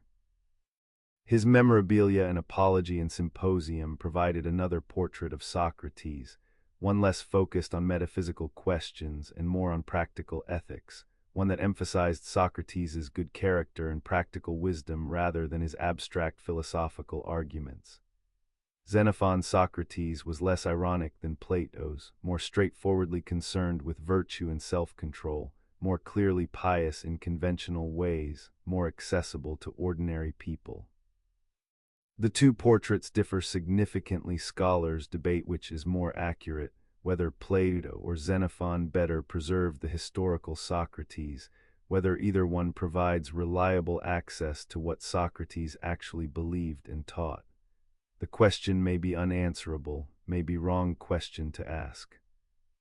What mattered was not historical accuracy in the sense of recording exact words and documenting precise beliefs, but was preserving something of the philosophical practice that Socrates embodied, was transmitting the method of examination to future generations, was making it possible for students who never met Socrates to learn from him, nonetheless through engaging with the texts that his students created. The Socrates who survived through Plato and Xenophon was literary figure, was philosophical character, was representation rather than the man himself. But this literary Socrates became more influential than the historical Socrates ever could have been, became accessible to anyone who could read, became teacher to countless students across centuries and continents, became the figure through whom Western philosophy understood its origins and its methods. Other Socratic schools developed, each claiming Socrates as founder, each interpreting his teachings differently, each emphasizing different aspects of his philosophy and practice. The Cynics, founded by Antisthenes and made famous by Diogenes, emphasized self-sufficiency and rejection of conventional values, took from Socrates the commitment to living according to nature and to reason rather than according to social convention, developed this into an ascetic lifestyle that rejected wealth and status and comfort. The Cyrenaics, following Aristippus, emphasized pleasure and immediate experience, argued that the goal of life was to maximize pleasant sensations while minimizing painful ones, interpreted Socrates' concern with the good life in hedonic terms that Socrates himself probably would not have endorsed. The Megarians, under Euclid, focused on logic and dialectic, developed techniques of argument that would influence later Stoic and skeptical philosophy. Each school carried something of Socrates into new contexts, adapted his teachings to different concerns, developed philosophies that remained connected to Socrates even as they moved in directions he had not taken. The diversity showed both Socrates' influence and the openness of his method because he had not constructed systematic philosophy, because he had left questions open rather than closing them with definitive answers, because he had practiced examination rather than teaching doctrines. He could be appropriated by different schools, could be interpreted in different ways, could become foundation for philosophies that contradicted each other even while all claiming Socratic inspiration. The students carried the questions into exile, into new cities, into written dialogues, into philosophical schools that would shape ancient thought for centuries. What they carried was not a body of doctrine, not a set of conclusions, not Socratic orthodoxy that could be memorized and repeated. What they carried was a method, a practice, a commitment to examination that could be applied to any question, that could be practiced in any context, that could continue beyond Socrates' life because it did not depend on his presence but depended only on willingness to question, to examine, to pursue wisdom through dialogue and careful thinking. The exile preserved philosophy by spreading it, by making it portable, by transforming it from the practice of one man in one city into a practice that could be learned and transmitted, that could survive the death of its founder, that could become tradition rather than remaining only personal charisma. Socrates died, but the questions he asked continued being asked. The examination he practiced continued being practiced. The method he demonstrated continued being demonstrated by students who became teachers, who trained their own students, who passed on not Socratic answers but Socratic questions, not conclusions but commitments to examine life, not wisdom as possession but wisdom as pursuit that never ends, that each generation must renew, that continues as long as humans care about living well, about understanding themselves, about pursuing truth through careful thought and honest dialogue. The exile carried philosophy beyond Athens, beyond Greece, beyond the ancient world, into the future that Socrates could not foresee but that his students made possible by preserving his method, by recording his conversations, by making the examined life something that anyone could aspire to, could practice, could make their own, not by following Socrates slavishly but by following arguments wherever they led, by examining beliefs with the same rigor he demonstrated, by loving wisdom with the same devotion he embodied. What remains of Socrates, what endures beyond the historical person, beyond the literary representations, beyond the competing interpretations and the schools that claimed him, is a method. Not a philosophical system, not a body of doctrines, not conclusions about metaphysics or ethics or politics, but a way of pursuing truth through questioning, through dialogue, through examination that tests beliefs against reason and experience. The Socratic method, as it came to be called, survived because it was teachable without requiring belief in particular doctrines, was practicable without requiring adherence to specific conclusions, was applicable to any question regardless of subject matter. The method was portable, was adaptable, was something that could be learned and practiced by anyone willing to think carefully and honestly about what they believed. The method began with a claim to knowledge, someone asserting that they knew something, that they understood some concept, that they could define some term that mattered for living well. What is justice? What is courage? What is virtue? What is knowledge itself? The person would offer a definition or an explanation, would state confidently what they believed, would provide the account that seemed obvious or traditional or well established. And then the questioning would begin, not aggressive attack, not hostile interrogation, but gentle inquiry designed to test whether the proposed answer could withstand examination, whether the definition was adequate, whether the explanation covered all cases and excluded all non-cases. The questions took the form of requests for clarification. What exactly do you mean by that? Would you say this example fits your definition? What about this case does your explanation account for it? The person would answer, would refine the definition, would try to accommodate the examples that Socrates raised, but often usually contradictions would appear. The definition would turn out to exclude cases it should include or include cases it should exclude. The explanation would fail to account for obvious examples. The confident assertion would reveal itself as confused, as inadequate. as not actually understanding what it claimed to understand. The method proceeded through a lengthy examination, testing, refutation. But the goal was not victory in argument, was not humiliating the interlocutor, was not showing off Socrates' cleverness at the expense of others' confusion. The goal was truth, was understanding, was helping the person recognize that they did not know what they thought they knew so that they might begin the work of genuine inquiry, might replace false certainty with appropriate uncertainty, might pursue wisdom rather than remaining content with opinion.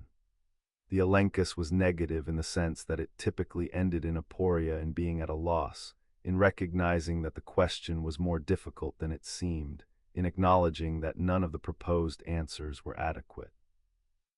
But the negative result was progress, was clearing away false certainty, was preparing ground on which genuine understanding might be built. Socrates compared himself to a midwife. He could not give birth to ideas, but could help others give birth to their own ideas, could assist in the difficult labor of thinking carefully about difficult questions, could ask the questions that allowed others to discover for themselves what they had not previously known. The method was maieutic midwifery applied to ideas, to thoughts, to the understanding that had to be born from within rather than being implanted from without. The method required certain virtues, certain commitments, certain ways of engaging that made philosophical dialogue possible. It required intellectual humility, willingness to admit when you don't know, readiness to be corrected when you're wrong, openness to having your beliefs challenged and examined. It required honesty, saying what you actually believe rather than what you think will win the argument, following the argument wherever it leads rather than defending predetermined conclusions, acknowledging when arguments succeed and when they fail. It required patience with the slow process of examination, with the difficulty of questions that admit no easy answers, with the aporia that is frustrating but necessary step toward understanding.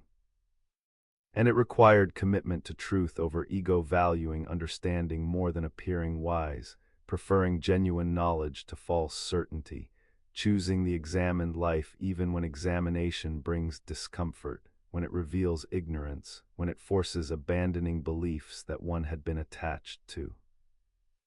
These virtues were not easy to maintain, were not natural to most people, were cultivated through practice, through repeated engagement in philosophical dialogue, through the habitual choosing of truth over comfort that eventually became character, became the way the person naturally engaged with questions and beliefs. The method's power lay partly in its simplicity. It did not require specialized knowledge, did not depend on technical vocabulary, did not demand years of training before one could participate. Anyone who could think carefully and speak honestly could engage in Socratic dialogue, could ask questions and respond to questions, could follow arguments and identify contradictions. This accessibility made the method democratic in the best sense, made philosophical inquiry something that anyone could practice, not something reserved for experts or elites, not something that required special education or privileged access to esoteric knowledge. But the method also had limitations that Socrates recognized even if he did not always emphasize them. It could test and refine beliefs but could not generate first principles, could not provide the starting points from which examination proceeds, could not create the values and commitments that make inquiry meaningful. Where do the first principles come from if not from examination? Socrates suggested intuition, suggested the nous that grasps self-evident truths, suggested that some things must be accepted without proof because proof requires premises, and those premises must ultimately rest on something unproven. But this created tension with the commitment to examination. If some things must be accepted without examination, how do we know which things? How do we distinguish genuine intuition from mere prejudice? How do we prevent examination from becoming infinite regress that never reaches any foundation? The method also struggled with practical questions that required decision and action rather than continued examination. When should examination stop and decision begin? When is further questioning simply procrastination, avoidance of commitment, refusal to take responsibility for acting in uncertainty? Socrates sometimes seemed to value examination for its own sake, to prefer continued questioning to reaching conclusions, to be more comfortable in aporia than in the commitment that action requires. The vita contemplativa, the life of contemplation and examination, was clearly valuable, was perhaps the highest form of human life. But most people also needed to act, to make choices about how to live, to commit to relationships and projects and values, even when examination had not yielded certainty. How does the examined life accommodate the need for action when examination never ends? Modern education has adopted Socratic method, or versions of it, as pedagogical tool, the practice of teaching through questioning rather than through lecturing, of helping students discover answers rather than simply providing them, of developing critical thinking skills through dialogue and examination. Law schools especially use Socratic method, questioning students about cases, pressing them to defend their reasoning, revealing weaknesses in their arguments, training them to think clearly and respond to challenges. The practice is sometimes criticized for being anxiety-producing, for privileging certain kinds of verbal agility, for working better with some learning styles than others. But the core insight remains valuable, that genuine understanding cannot be transmitted passively, cannot be received like information downloaded into a computer, must be achieved through each person's own thinking, through their own work of examining and questioning and constructing understanding that can withstand scrutiny. The method survives because it captures something essential about how understanding develops, about what distinguishes genuine knowledge from mere opinion, about why examination matters for living well. We think we know many things that we do not actually know, accept many beliefs that we have never examined, claim understanding that dissolves when questioned carefully. The Socratic method exposes this, reveals the difference between knowledge and opinion, shows us what we do and do not understand. The revelation is uncomfortable but valuable, is disturbing but necessary, is the beginning of wisdom rather than its end. And the method remains relevant because the questions Socrates asked remain unanswered. What is justice? What is courage? What is the good life? What should we value? How should we live? These questions admit no final answers, no conclusions that close discussion, no doctrines that future generations can simply accept and apply. Each person, each generation must examine these questions anew, must think through for themselves what justice requires, what courage means, what makes life worth living. The Socratic method provides tools for this ongoing examination, provides way of approaching questions that may have no final answers but that demand our continued attention, our careful thought, our honest engagement. Socrates died, but the method he practiced continues being practiced wherever someone asks, "What do you mean by that?" and genuinely wants to understand, wherever beliefs are tested through questioning, wherever examination proceeds through dialogue rather than through dogmatic assertion, wherever truth is pursued through the patient work of thinking carefully about difficult questions. The method survives the man because the method does not depend on the man, depends only on commitment to examination, on willingness to follow arguments wherever they lead, on love of wisdom that sustains inquiry even when wisdom remains forever incomplete, forever pursued rather than possessed, forever calling us to continue the examined life that Socrates showed us how to live, how to die for. How to make meaningful through the practice of questioning that he embodied and that he passed on to us across the centuries, across the distances that separate us from ancient Athens but that cannot separate us from the questions he asked, the method he demonstrated, the examined life he lived and taught and died for, and thereby made immortal. Socrates wrote nothing, not a single word on papyrus or parchment, not a philosophical treatise, not a dialogue, not even a letter or a note or a brief record of his thoughts. This was not accident or oversight, not failure to find time, not inability to write. Socrates was literate, was capable of writing, lived in a culture that valued written texts, could have recorded his philosophy if he had chosen to do so. The silence was deliberate, was principled, was itself philosophical statement about what philosophy is and how it should be practiced, about what writing can and cannot do, about the difference between living dialogue and dead text. The reasons for the silence were several, were interconnected, were based on Socrates' understanding of how genuine knowledge develops and how teaching really works.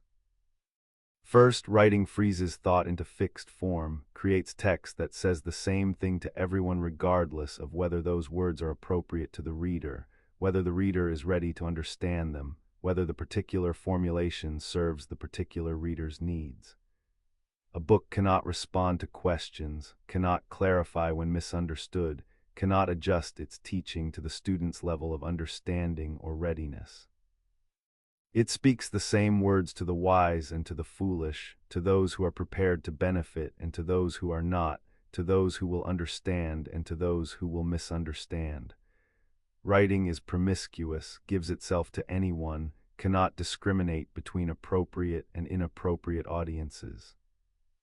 But dialogue can do what writing cannot, can respond to questions, can clarify when confused, can adjust to the interlocutor's understanding, can meet the person where they are and lead them gradually toward insight through questions tailored to their particular beliefs and confusions.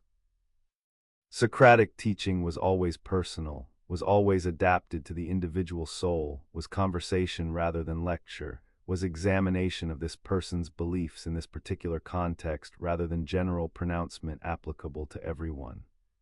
Writing would have betrayed this personal character, would have tried to make universal what could only be particular, would have attempted to systematize what needed to remain fluid, responsive, adapted to individuals and circumstances.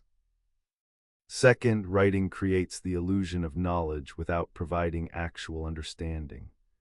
Someone can read a book, can memorize its contents, can recite what it says, can appear knowledgeable by quoting it all without genuinely understanding what the text means, without being able to apply its wisdom, without having done the thinking that genuine knowledge requires.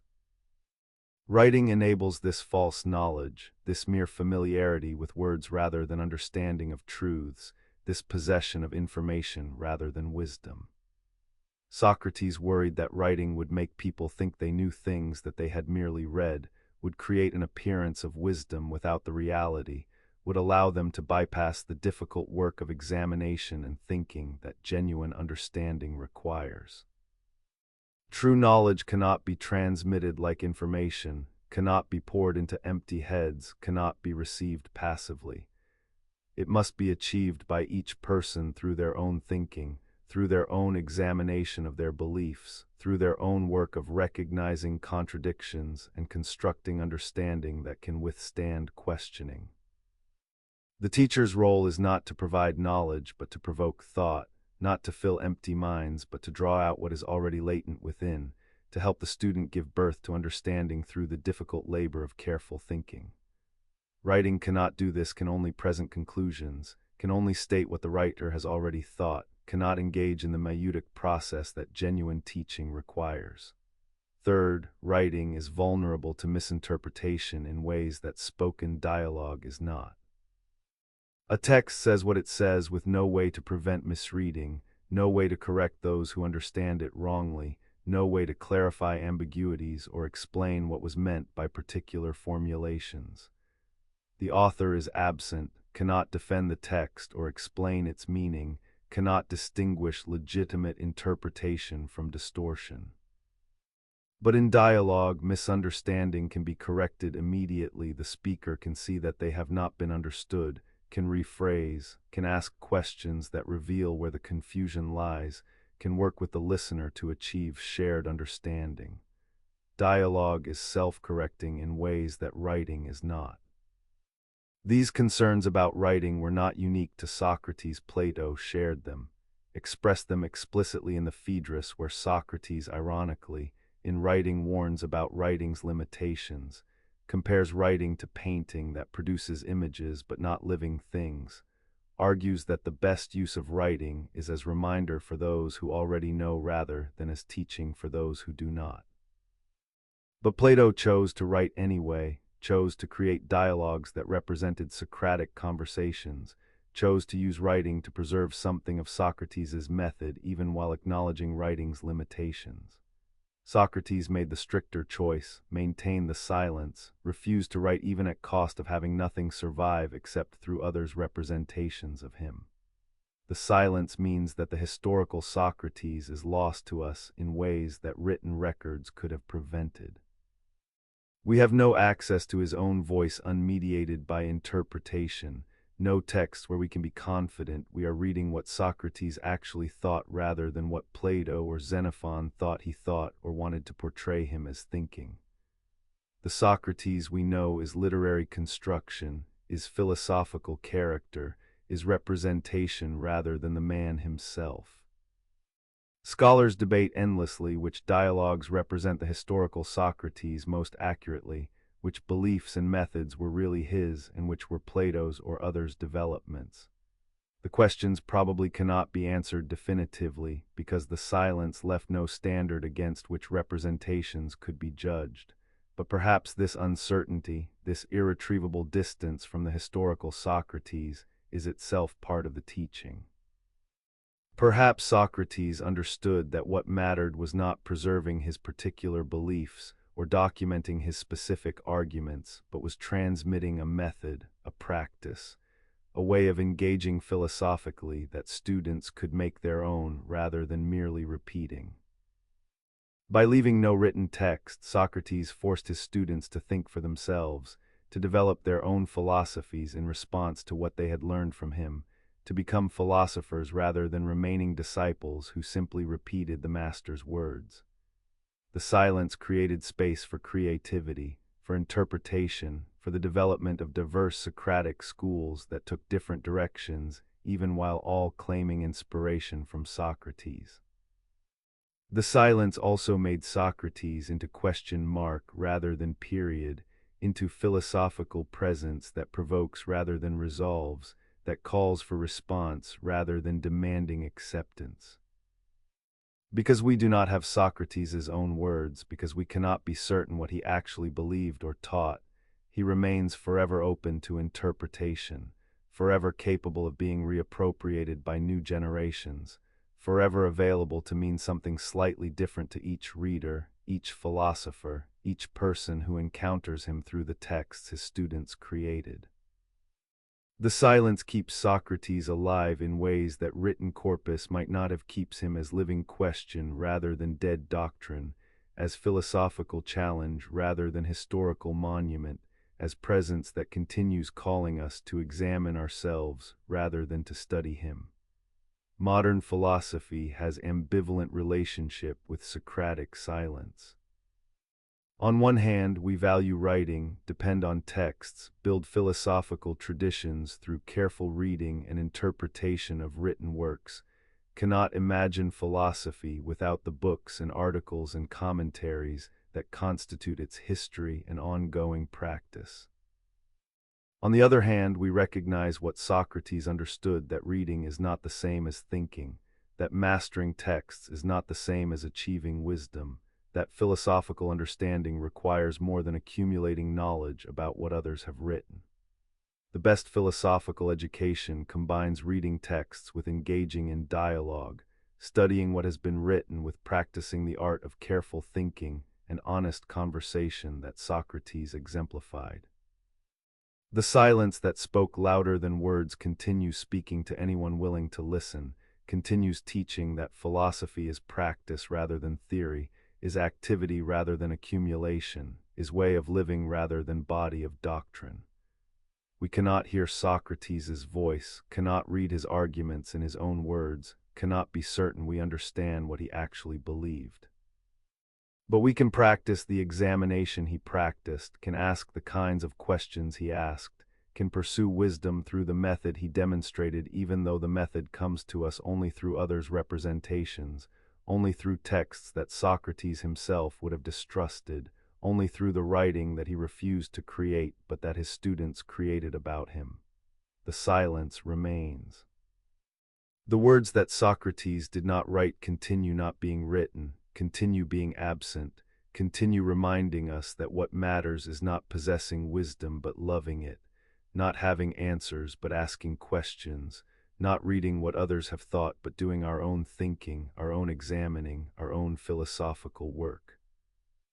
The silence speaks still, says what no written text could say, that philosophy is not in books but in souls, not in conclusions but in inquiry, not in what has been written but in what remains to be thought, to be examined, to be pursued by each person, each generation, each seeker after wisdom who must begin again where Socrates began, in recognizing ignorance, in acknowledging uncertainty, in committing to the examined life that writing about cannot replace, that reading about cannot substitute for.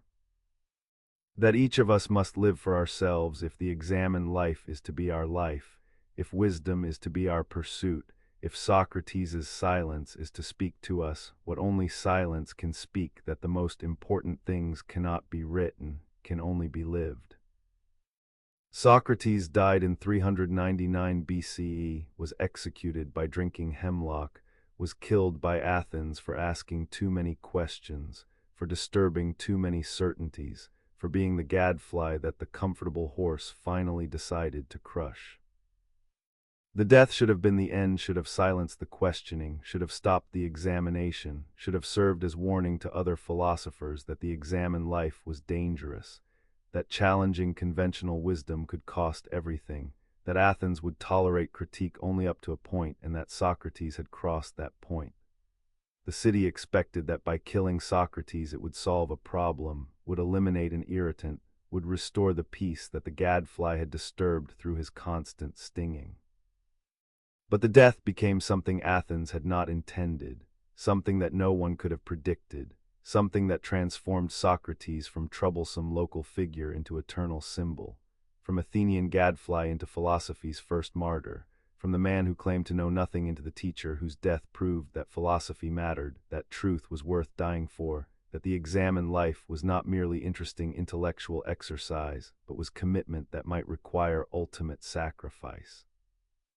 The death became immortal, became the moment that defined how Western philosophy would understand itself, would remember its origins, would conceive its highest aspirations and most difficult demands.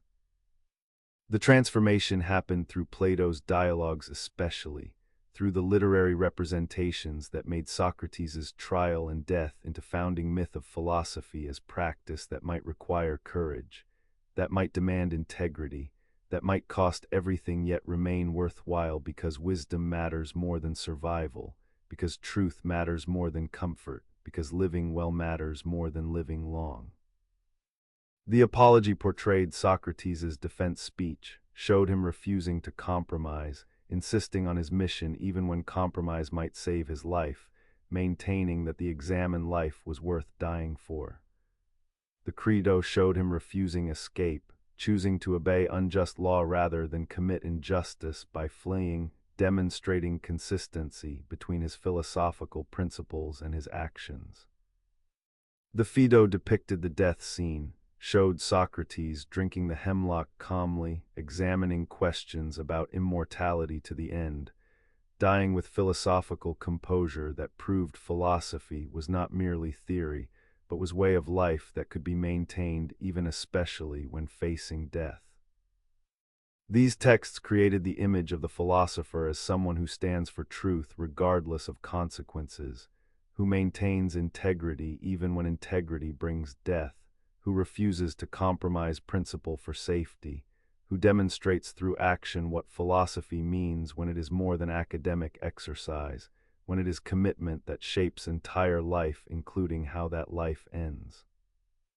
Socrates became exemplar, became the standard against which later philosophers would measure themselves, became the question that every serious thinker must answer. Would you die for truth? Would you maintain your principles if maintaining them cost your life? Would you choose examined life over survival if you had to choose? The death became immortal because it showed that philosophy has martyrs, that ideas can matter enough to die for, that the life of the mind is not escape from reality, but is engagement with reality at the most profound level, at the level where values are at stake, where meaning is determined, where what matters most is decided. Before Socrates, philosophy in Greece had been largely cosmological speculation theories about the nature of the universe, about what things are made of, about the mathematical structures underlying apparent chaos. After Socrates, especially after his death, philosophy became more concerned with how to live, with ethics and politics and the examined life, with questions that touched directly on human existence and that demanded not just theoretical answers but practical commitment. The death also revealed something about the relationship between philosophy and political power, between truth-seeking and civic authority, between the examined life and social order. Athens killed Socrates because his questioning threatened the city, because examination exposed ignorance in the powerful, because the gadfly's stinging disturbed the comfortable certainties on which civic consensus rested. The message was that there are limits to free speech, that some questions are too dangerous, that examination can go too far, that the city will protect itself against those who undermine its foundations even when those foundations rest on unexamined assumptions. Every society since has faced the same tension, has had to balance the value of critical thought against the need for social cohesion, has had to decide where to draw the line between acceptable questioning and dangerous subversion. Socrates' death showed that this tension is real, that the philosopher and the city can come into conflict, that the examined life and civic order can be incompatible, that martyrdom for truth is not merely hypothetical possibility, but is price that might actually be demanded. The death became immortal because it made these tensions visible, made philosophy's potential danger manifest, showed that seeking truth is not safe occupation, that the gadfly risks being crushed, that the questioner risks being silenced. Every philosopher since who has challenged authority, who has questioned orthodoxy, who has examined beliefs that society wants to keep unexamined, every such philosopher walks in Socrates' shadow, faces the possibility that what happened to him might happen to them, must decide whether they value truth enough to risk what he risked.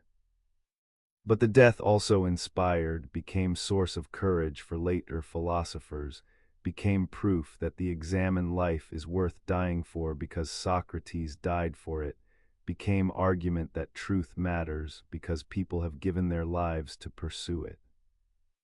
When Giordano Bruno was burned at the stake for defending Copernican astronomy, when Thomas More was executed for refusing to acknowledge Henry VII's supremacy over the Church, when countless other thinkers faced persecution for ideas that challenged authority, they walked consciously in Socrates' tradition, understood themselves as his heirs, drew courage from his example. The death was not just historical event, but was ongoing presence, was martyrdom that continued inspiring resistance to tyranny, commitment to truth, refusal to compromise integrity even when compromise would be safer. The immortality of the death is paradoxical because Socrates himself was uncertain about personal immortality, argued for it in the Phaedo, but acknowledged the arguments were not conclusive, admitted that death might be annihilation rather than transition, suggested that not knowing what death is should not make us fear it but should make us approach it philosophically, with examined uncertainty rather than unexamined dread. His personal immortality, whether his soul survived his body's death, remains as uncertain now as it was then.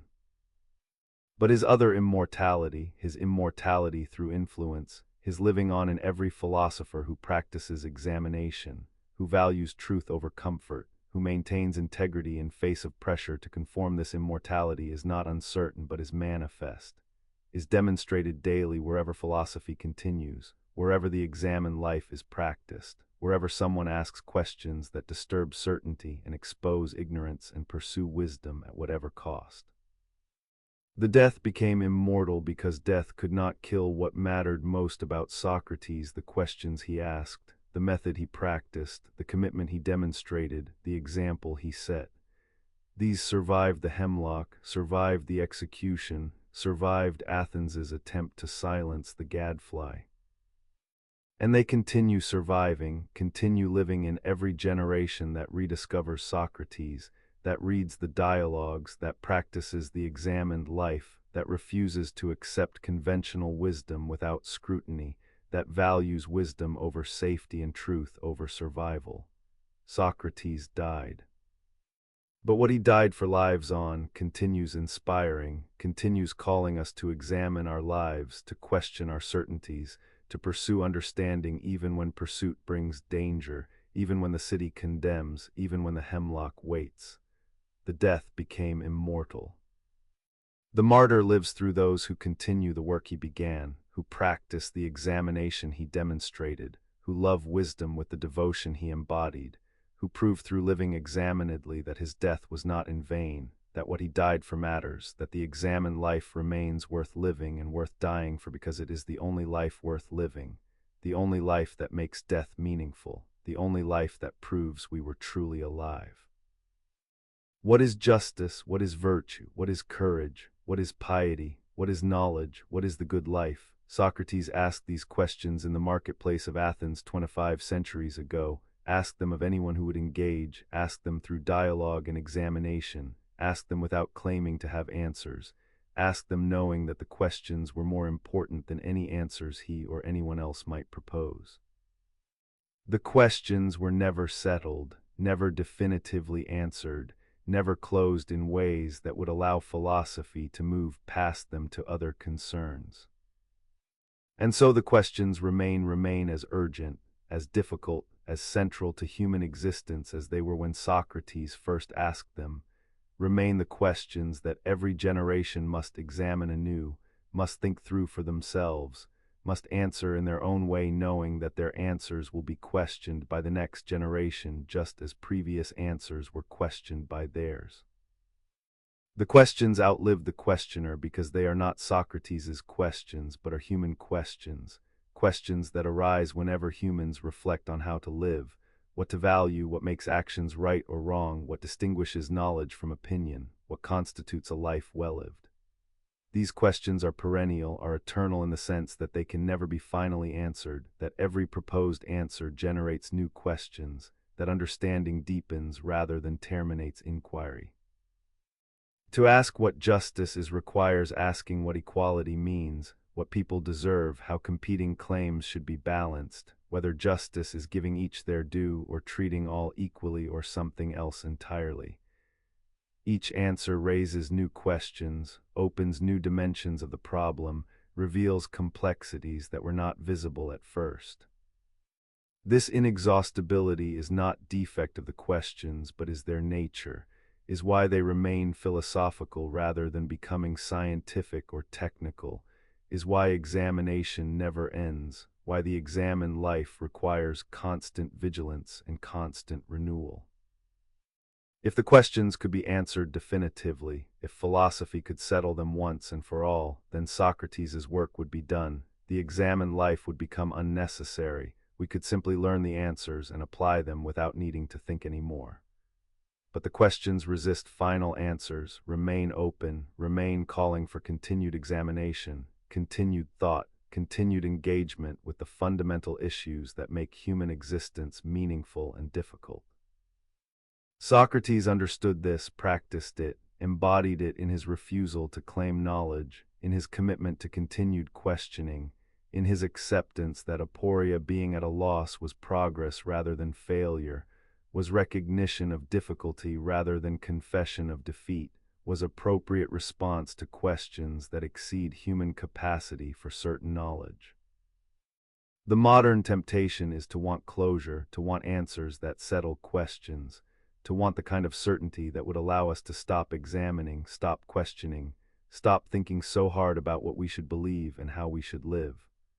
But Socrates taught that this temptation must be resisted, that premature certainty is more dangerous than acknowledged uncertainty, that false answers are worse than no answers, that examining questions carefully matters more than having answers quickly.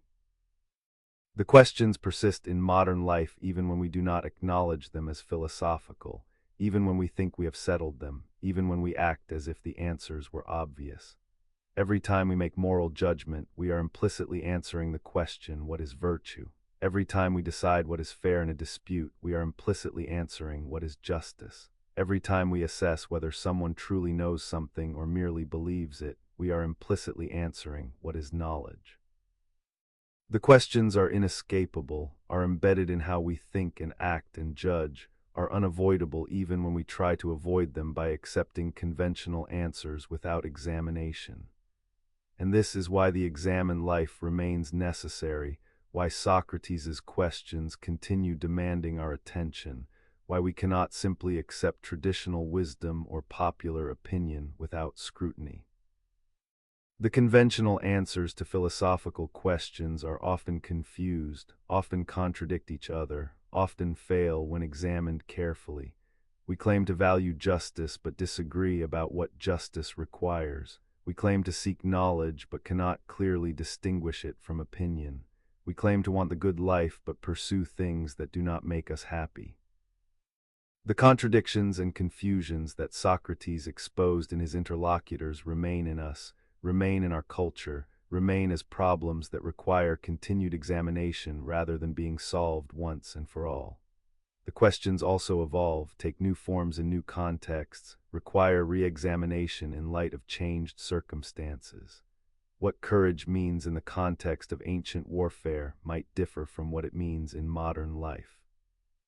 What justice requires in a small city-state might differ from what it requires in a global society with billions of people and vast inequalities of power and wealth.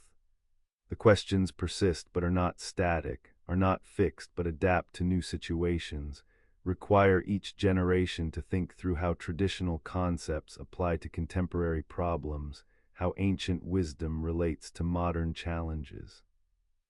This is part of what makes philosophy ongoing rather than completed discipline, why we cannot simply read what previous philosophers said and consider the questions answered. Socrates' particular genius was in asking questions in ways that revealed their difficulty, that showed how much we do not understand about concepts we use constantly, that exposed the contradictions in conventional wisdom, that demonstrated that the obvious answers are often inadequate. By practicing this examination publicly, by questioning the confident, by showing that those who claimed to know actually did not know, he made it impossible to take knowledge for granted, impossible to assume that conventional wisdom is adequate, impossible to avoid the hard work of thinking carefully about fundamental questions. This was his service to Athens and to philosophy, not providing answers, but showing why answers are needed, not settling questions, but showing why they must be examined, not eliminating uncertainty, but showing why uncertainty must be acknowledged. The question that outlived the questioner is not just the specific questions Socrates asked about justice and virtue and courage, but is the meta-question that underlies all his questioning. Do you really understand what you claim to understand? Can you define clearly what you use confidently? Can your beliefs withstand examination, or do they dissolve under questioning into mere opinion, mere prejudice, mere unthinking acceptance of what you have heard? This meta-question applies to everything, makes all beliefs potentially subject to examination, prevents any answer from being immune to questioning. It is the question that makes philosophy possible, that creates the space for continued inquiry, that ensures the examined life remains necessary because no examination is ever final, no answer is ever beyond questioning, no understanding is ever complete. We inherit this question, inherit the obligation to continue examining, inherit the Socratic commitment to asking rather than assuming, to questioning rather than accepting, to pursuing wisdom rather than claiming possession of it. The inheritance is demanding, requires constant effort, constant vigilance, constant willingness to have our certainties disturbed. But the inheritance is also liberating, frees us from slavish acceptance of authority, from unthinking conformity to tradition, from the comfortable sleep of unexamined belief.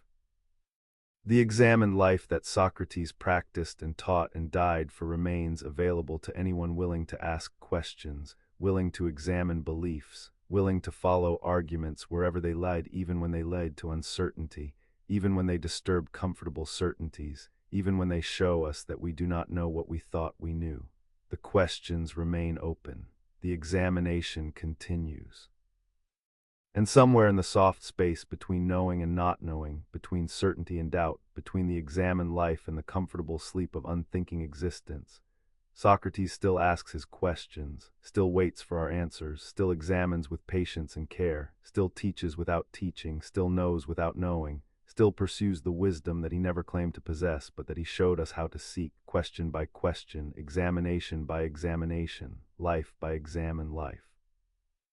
The questioner is gone, but the questions remain, and we who inherit them must decide: will we examine or will we sleep? Will we question or will we accept? Will we pursue wisdom or will we settle for opinion?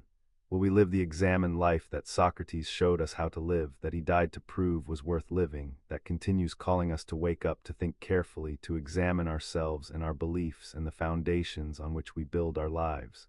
The question outlives the questioner. The examination continues.